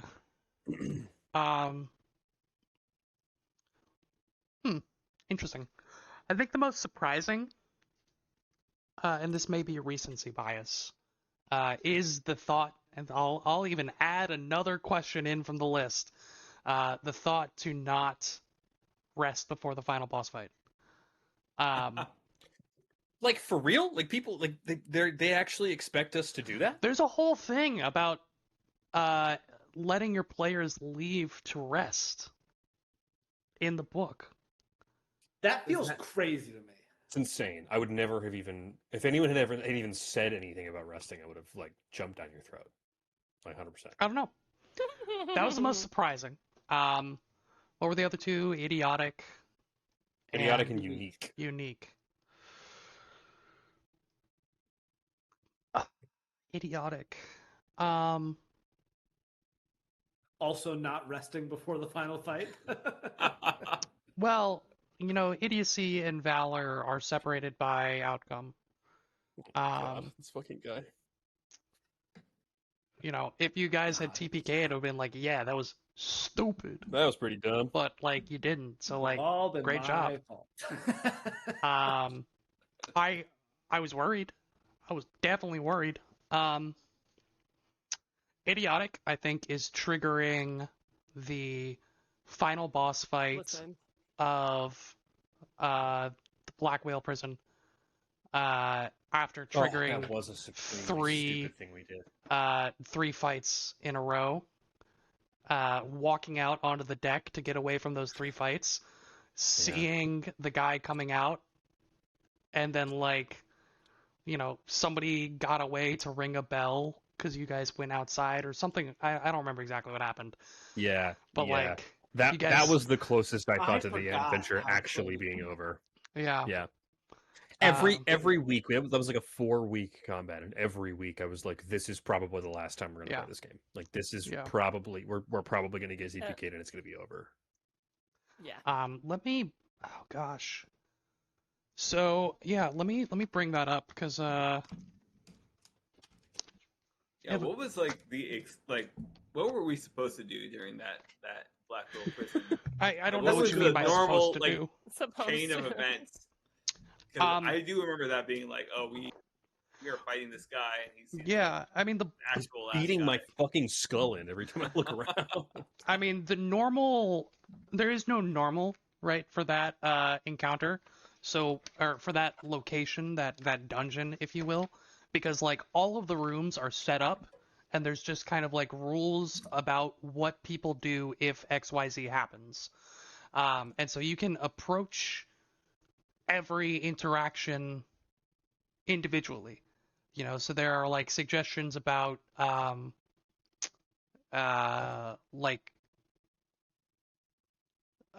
coming in initially as like new guards and new prisoners, or hiding out long term in a location and gathering information and how to handle that. Basically every room has like what's going on in this room, and there's like an overall schedule for the prison, like rotations, patrols, stuff like that. And so, like, really, it's just up to you on how to approach it and gather the information that you need. You guys did really good for 2 ships, and then on the third of 6 ships, you just started chaining these combats that kept getting out of hand, and you would try to, like, get into the next room to get out of it, and getting another combat. And finally, you went out onto a second ship, so on ship number 4 of 6, which happened to be right across from the ship that served as the like office and bunk and like armory of all of the guards. And like somebody was able to set off an alarm because you had so many guys who were just unhindered in the combat that somebody like shot off a flare or something, and the warden of the prison, who is like one of the strongest, like physically strongest people in Absalom, comes up to the deck, sees you guys, leaps 30 feet from one ship to another, and then just starts punching you. And keep in mind, this is one of the adventurers that worked with Geyer of Gix, the previous Primarch. This was one of his like nepotism buddies from his adventuring party. And all of those guys were super strong adventurers. So this guy just jumps across the ship, sees people fighting his guards, and is like, let's go. Let's do it. As long as we're on book 5, I was also curious if you could tell us what was going on specifically with the witches. Oh, yeah. Oh, the hags? The hags. Yes. Hags, not witches. Great question. And I'll come back to that in a second. Because I remembered finally what the one of the biggest skipped events is. So if you guys remember, the second time that you came to the House of the Plains, there was the like meeting of the 5 families, basically. Oh, yeah. When you were working to get rid of the Revenant that was running a criminal gang, you guys skipped several of the jobs that he would have given you, which would have made that fight easier. Oh. Was this the one where like we had to go kill there was like the poison lady we had to go kill, right? Mother Venom. And there were other tasks that we Yes. just skipped? Yep. Okay. So you guys skipped 3 of the 6 quests they would have given you. Each one would have dealt with a different individual that was like a leader of a crime This was the Miyagimo organization. Yeah, Miyagimo. thing? Yeah. And would have given you a lot of money. A leg up on the shit we were doing later on. Yeah. That whole Miyagimo section must have been a nightmare to run as a GM. Oh my god. I mean, yes and no. The only part that was rough was the final battle, because it was like a logic puzzle of if Twisted Jack survives, but Mother Venom doesn't, then do this. But actually, if, you know, whoever is still alive, then it actually changes to 7 times per round, like random stuff like that. The decision to not you guys missed a room in the Straight Edge Barber. So if you remember Twisted Jack and his sister, who were the like half tieflings, there was a room that led down to a chamber beneath the barbershop where they were building a Warsworn, which was the giant undead worm that attacked the meeting. Oh, we could have fought that earlier. You could have fought it earlier and taken it out of the equation entirely. Oh, wow. Fascinating. Wow. Yeah. So a bunch of little things like Kind that. of glad we didn't, actually. It was kind of cool to have that happen. Yeah. Back to your question. The hags. The hags were essentially driving everybody in the demiplane crazy. They were driving me crazy personally. They were hired by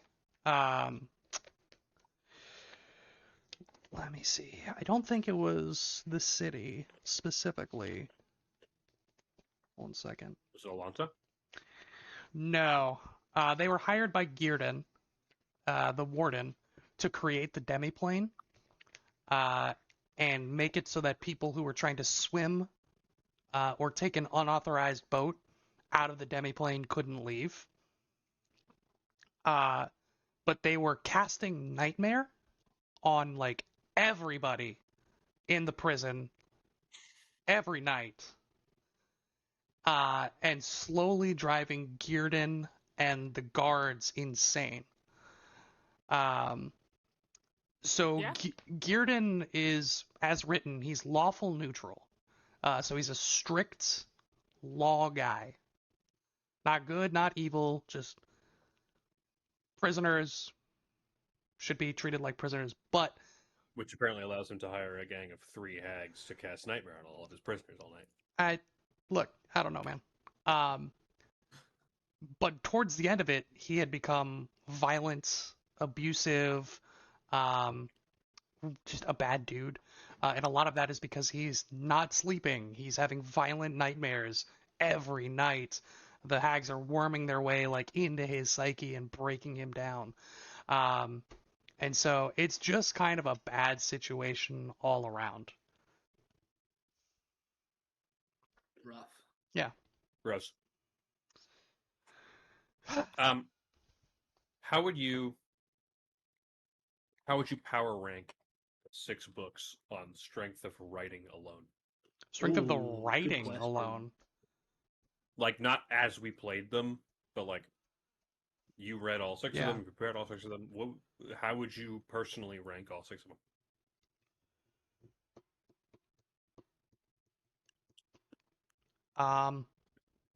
Man, that's a good question. I'm curious if the gang has feelings on this as well. If the players have any thoughts on It's interesting. Book 3 is the most forgettable book for me. So I think that Mhm. one might be bottom just because it was the most forgettable. Almost book 3. Exactly. All or I nothing. lose track pretty much across the board of where books start and end. I think book 3 was it book 2 or 3 that started with like the bank negotiation we had to do? That was book 2. It was book 2. Okay. Book 3 ended with the big arena fighting the not Uruxi thing. Yeah. So book 3 was starts off with the dueling gangs arc. That was Dueling Burleth Gangs. and the enemy. Yeah.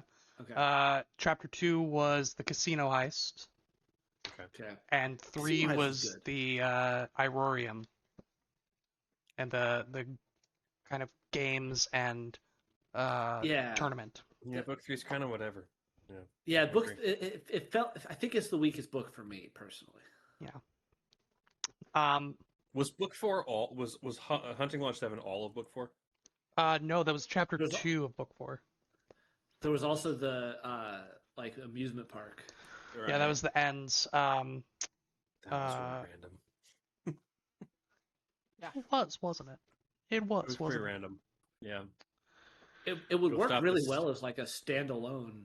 Go stop this serial killer in this haunted carnival. And there's a moss dragon there. Yeah. Okay. I guess so. The chapter 1 is There's a moss dragon that wants nothing to do with you. chapter 1 Wants you to of fuck off immediately. you guys could have convinced him to like be your ally, but you failed the diplomacy checks. Yeah, but he was like, go fuck yourself quickly. Yeah, because you guys failed your diplomacy checks really badly. Book 1 was the Noxious Retort, which was under Blackfinger's church, and that whole like poison escapade where you guys murdered The civilians in the back. Dreaming Palace, right? No, Dreaming Palace was Hendred Pratchett's murder hotel in book 1. Well, that was book 1 though. Yeah, that was book 1. Book 4 begins with the You're Noxious talking about Retort. book 4, Chapter 1. Sorry. Yeah. Yeah, sorry. Book 4, Chapter 1. Okay. I would say, gosh,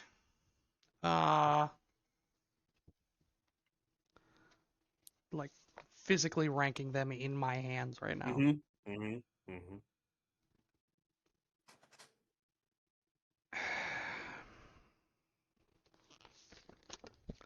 I think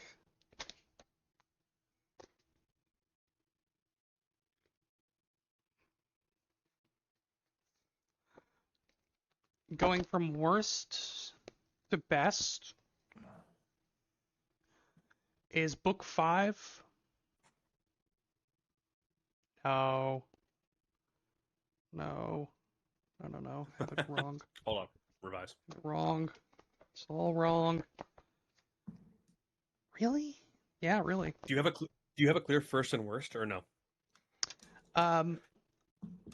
Worst to best, book 3, book 2, Oh. book 5, and then top 3 are number 3, Devil at the Dreaming Palace, book 1, Ruins of the Radiant Siege, book 6, and Assault on Hunting Lodge 7, book 4. And Wild I think Take, but book 4 might most be of that my is Hunting Lodge 7 itself. Yeah, 4 was Yeah. probably my favorite book. It's one of the greatest setups of a chapter, I think, of any adventure path that I've read. It's so well thought out. It gives you all of the different scenarios.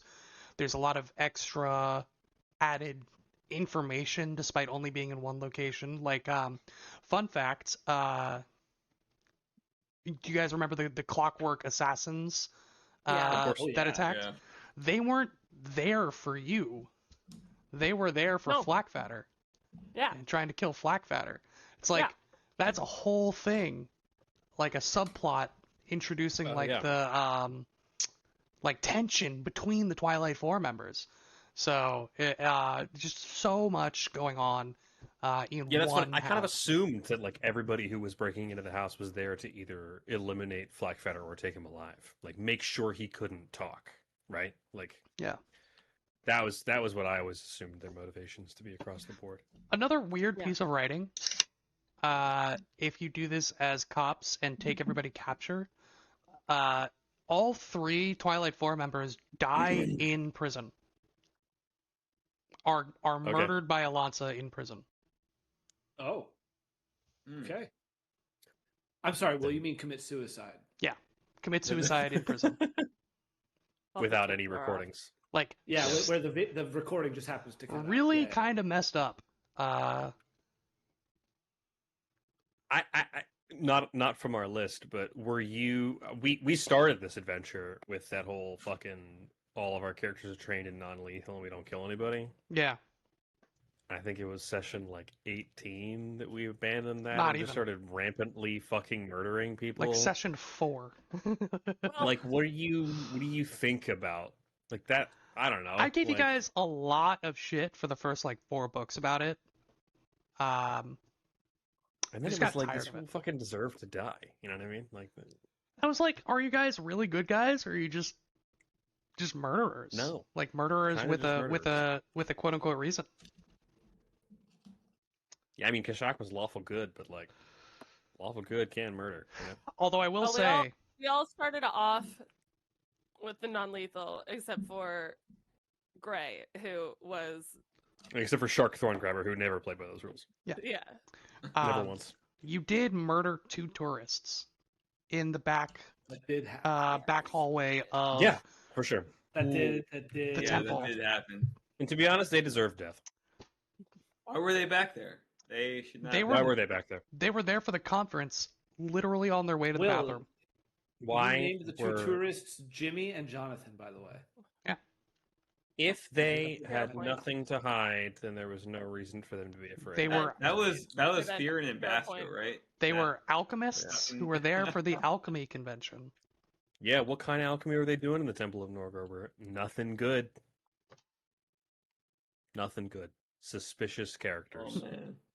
in a suspicious place. I, Hey, over the 6 books, who was the most busted character at any given time?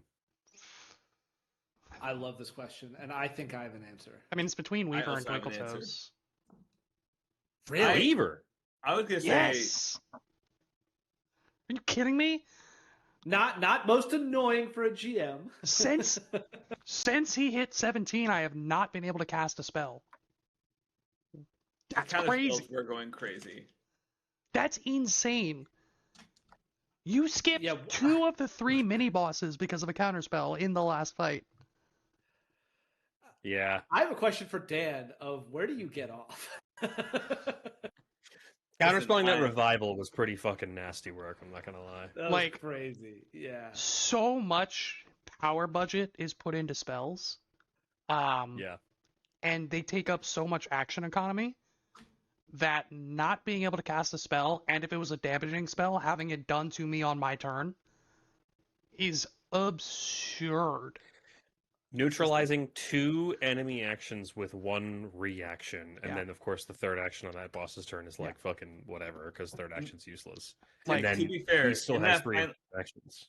in that final fight, like I didn't cast any like 9th rank, 8th rank spells. It Didn't was matter. purely.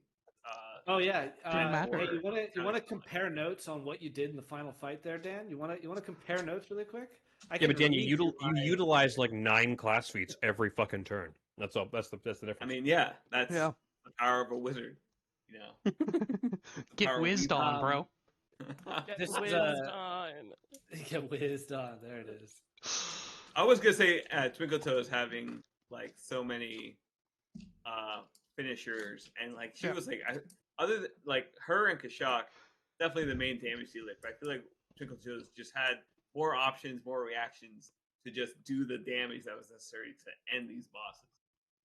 Like that, my token was good. I never should have given her a Radiant Rapier. I'll say it live. That Radiant Rapier came in so close. That weapon is crazy. Should not have been introduced into the campaign. Mhm. Not I having disagree. not having to deal with having mostly physical damage as a marshal is broken.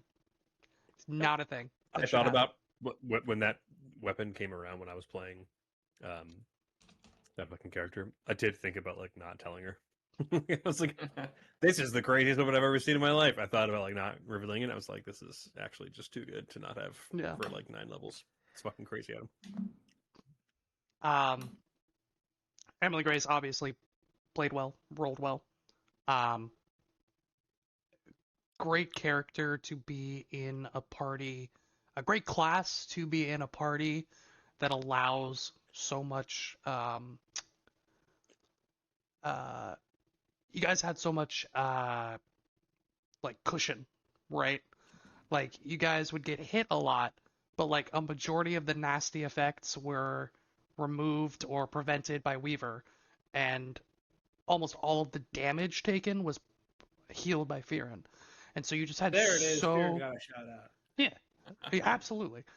You did so much healing, so much healing.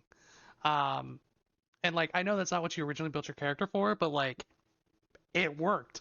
You gave between Fearin and Weaver, Kashak and Twinkletoes were allowed to just freely hit all of the time, every single round, if not multiple times per round, every combat from like 15th level onward, unhindered, and that is a nightmare to deal with.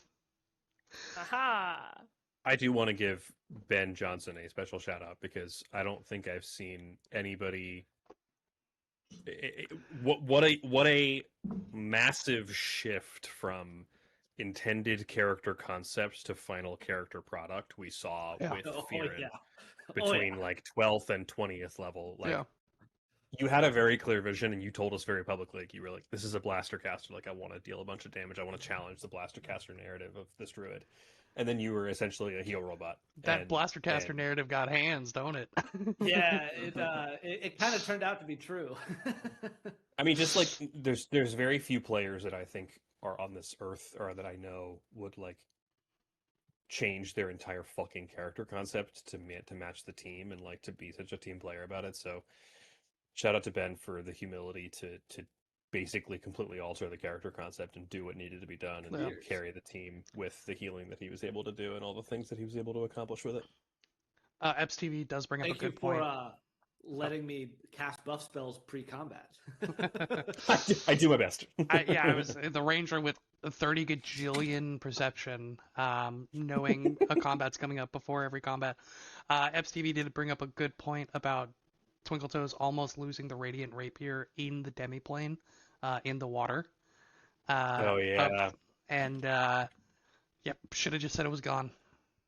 Should have just said it was gone. Should have just said it was gone. I don't remember that. We would have just bought another one from Rapier. She got blasted over the edge, and there was like a whole 4 or 5 rounds. Oh, in book 5. In book 5. Oh right, yeah, right.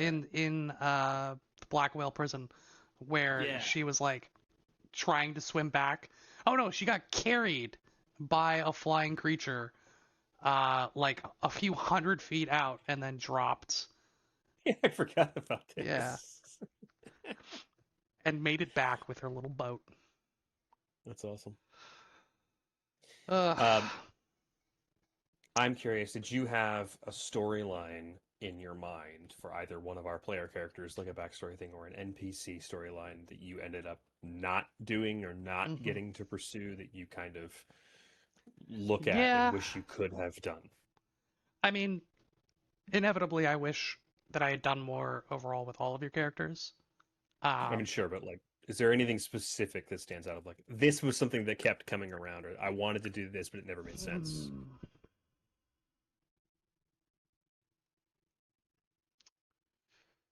Oski's character arc.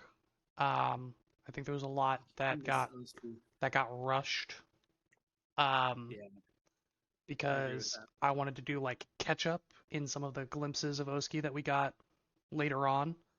But ultimately, that was, Ben's decision to not play Oski. And at a certain point, like, there's only so much that I can force to come to fruition for a character that is not a focus character, Oski was such a good overall character. Like, mechanically... Oski was of the 3 characters I played, Oski was my favorite. I had Bastro died earlier and Weaver come into the party earlier, I probably would not have let go of Oski.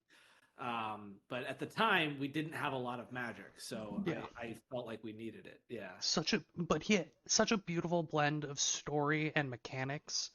And there's so much flavor between what Ben rightfully chose about this contest between Mazluda, the one who feeds all, and Cabriri, the one that consumes all, and this kind of conflict in himself as to which edge he's going towards. So cool, so much available to be done, and I've forced personally a revisit of that story just to get stuff out, and it still wasn't enough for me.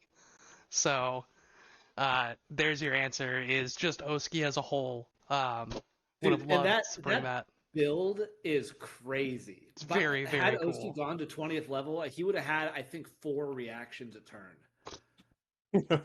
Like it's stupid. The champion build, like, focus on reactions. It's crazy.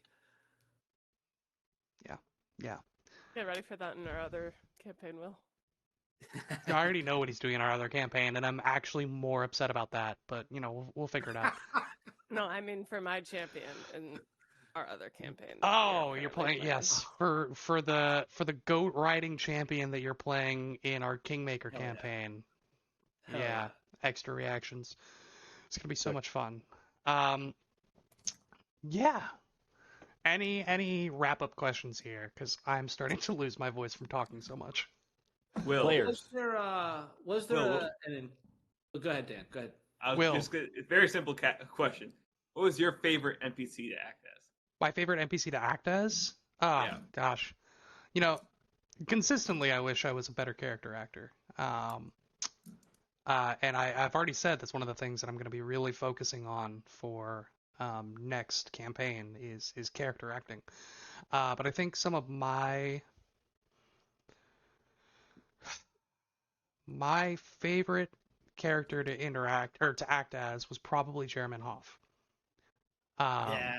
Yeah. That's a good answer. because and this is a character. Actually, Emily Grace will know him. But there's a crime lord character in the Dresden Files who's like this calm, cold, aloof figure, like a normal guy in the face of all of this crazy nonsense going on around him, and still just shows up to box and fight, and like is just a force of personality. And having that crime lord in Hoff, you know, before, if I had read the Dresden Files ahead of time, I would have put way more of Johnny Marcone into Jeremy Hoff. But he was very much like a regular dude who just knew he was in charge and made sure you knew it. And so like there's a lot of fluff that you guys gave pretty much every NPC at every opportunity, and it felt like for once you respected Jeremy Hoff for what he was doing and for what he could do. I don't want to speak for everyone, but I fully expected him to be a much more involved than he ended up being. I wanted Jeremy Hoff to be the only person we ever talked to ever again. Yeah, he was fun to interact with. He was fun. He was very fun to interact with. And so I think a lot of Great. that was like feeding off you guys. In terms of energy. You know, intentions being what they are, character acting hard to do. Hard work. And so portraying subtleties and intricacies for some more complex characters, like Rune Wolf was also a lot of fun for me. Just being big meathead is always a good time. But some of the more complex characters, like, golly, I wish I could play Twinkletoes' parents better. But I have no foundation for playing as a father, let alone a mother, let alone a father and mother with trauma. Like, that's hard. It's hard to do. So, you know. Sorry. It's nothing to apologize for. So there's, you know, it's a sliding scale, right? Of some characters I think I did really well with, others, yeah, they were there. Which character death surprised you the most? Dr. Forsyth, Bastro 1.0, Bastro 2.0, or Bastro 3.0. Twinkletoes pre-resurrection? I mean, it has to be Dr. Forsyth, right? Dr. Forsyth was killed by Hendred Pratchett on a crit. Yeah. And he was killed by massive damage rules. He wasn't killed by... No, not massive damage. Did he bleed out? Yeah. No, it was he was wounded. Dying 2 crit. Wounded 2 crit. Yeah. There it is. That's what it was. Wounded 2 crit. Yeah. So there were so many things that had to go into that, and like not having a hero point to auto not die is like so difficult. It was our first death too. And it was the first death. You know, and I think that's the point where everybody kind of locked in with their characters, you know, and realized, because genuinely on paper, it's so hard for Pathfinder 2nd Edition characters to die. I've been saying. Genuinely very difficult. You have to go down to dying 4, if not 5. And it's so easy to just kind of ping pong back and forth along that line. And then if you ever do roll poorly on flat checks 3 or 4 times in a row, you can just spend your hero points and get back up scot-free and start the whole process over again. So in the course of a single session, it's so hard to burn through all of those countermeasures, resources. Yeah, that's barring anybody healing them, barring anybody clearing that condition, barring anybody just like taking that combatant out of the combat in the first place. Like... And so we saw one lucky crit at a really awkward time for Ben be the first death until we just got to death effect spells. Yeah, disintegrate, punching Bastro in the face. You know? So Disintegrate, reflect, Doomed is a that. very good way Yeah. to kill PCs, but Right. Doomed doesn't show up until like 14th level. Yeah. Yeah. Like I think the first the lowest level creature that puts Doomed onto somebody that's not like a spell is like CR 15.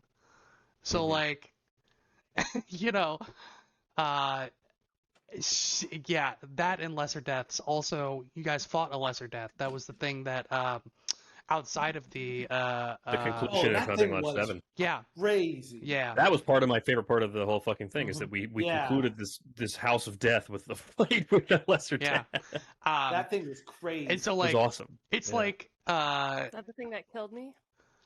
no, it was you like got it killed was by a a, Grim Reaper looking you thing. got killed by a Ah. Demi-Lich. That's what. Yeah. Yeah.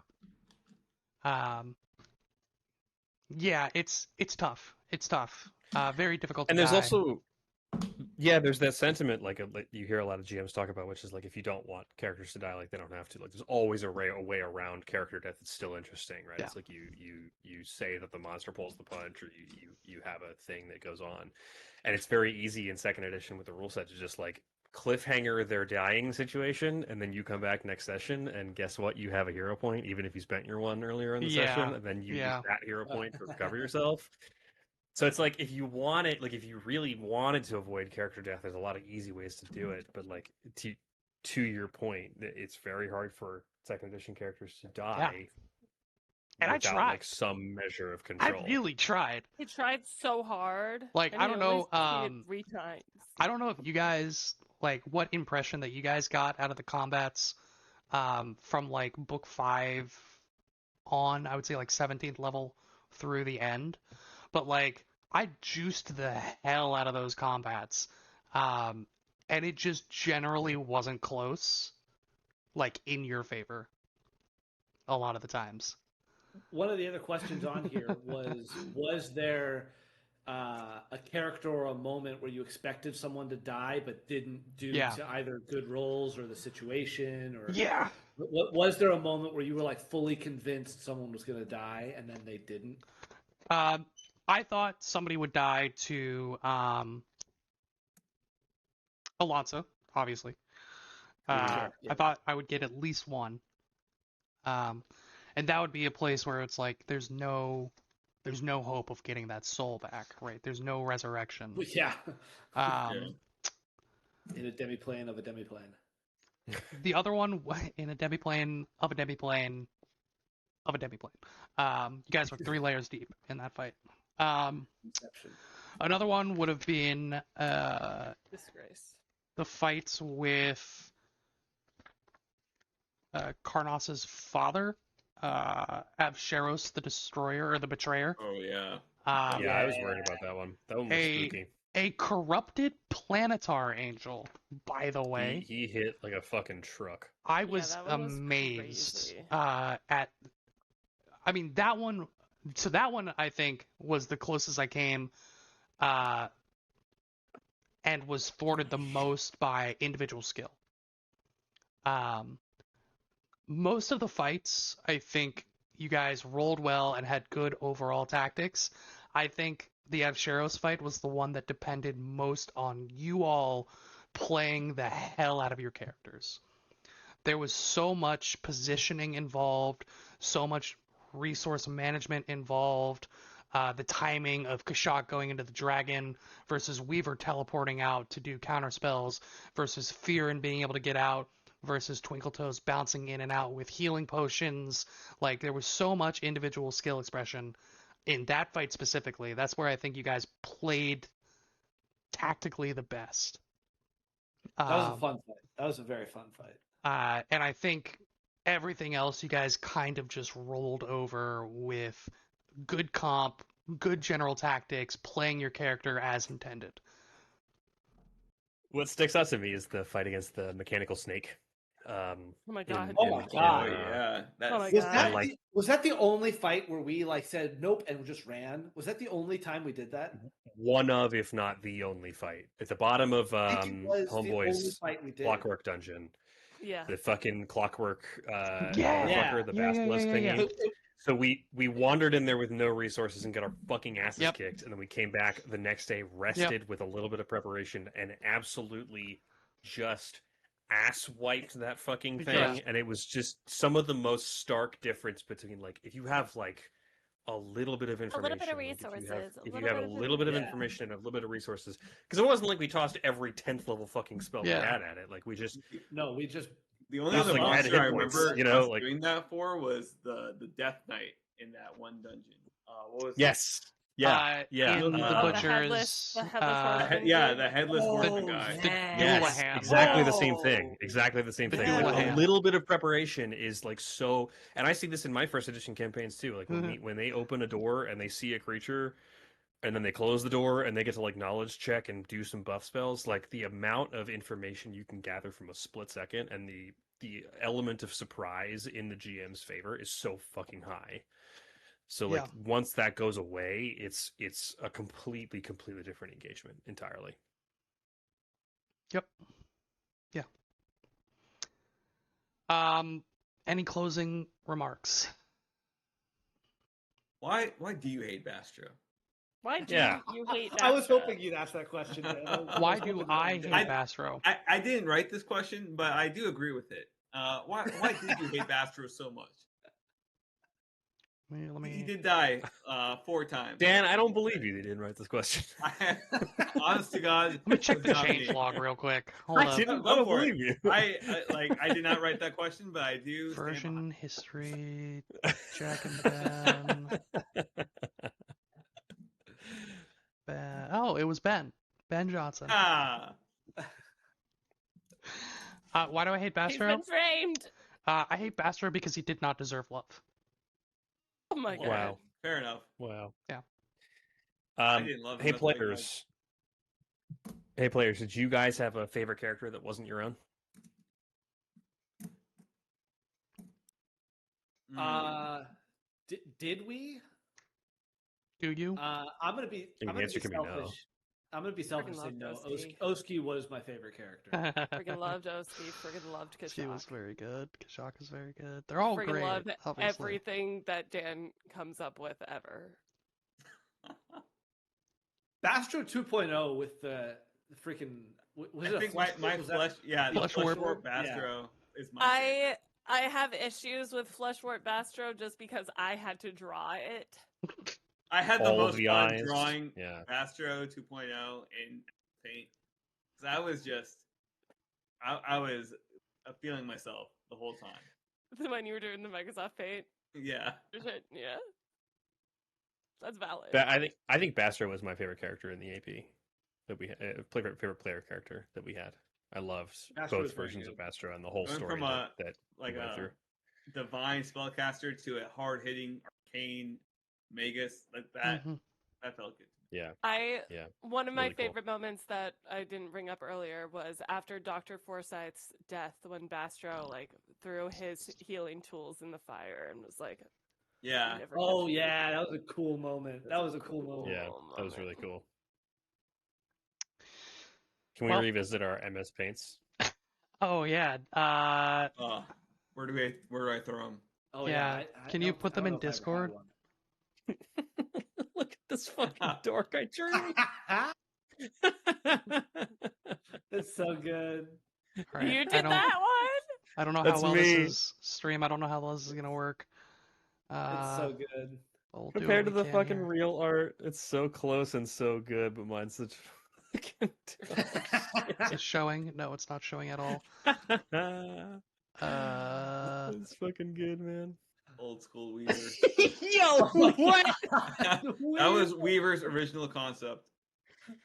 What in the You look pubes like is all a- over you? You look like a 1980s like Teenage Mutant Ninja Turtles enemy. Haunting, bro. The fucking meat hands, the 4-finger meat hands is crazy work. Listen, it was like the first week that the Koshrishi Ancestry was released. And I was like, I'm gonna try my best. You're like, yep, that's me. That's what I want. Oh All man, right. I need to find OG Bastro. Just You replace our see- cameras with these pictures. That's very difficult. But let me see if I can. Fucking good, man. Ben, did you draw an MS Paint of Fearin? Was everybody don't else think I ever frozen did. now? That's crazy. Everybody else is fun. frozen on Discord. Hey, Dan, that's don't fucked up, man. That's haunting. I don't remember seeing the Bastro one. Yeah, what? I was That's really OG haunting. Master of the Witch. Forgot That's- Bastro started as a witch. I forgot that. Half elf witch, completely normal. God, And then he I didn't turns. forget. Forgot. That's where And then Stoke the Heart came from. Get stoked, bro. Get Get stoked. stoked. Never figured out whether that spell was called Stoke the Heart or Stoke the Hearth. Never really did figure that out. And Is then it this here? amalgamation that I spent way too much time having fun with.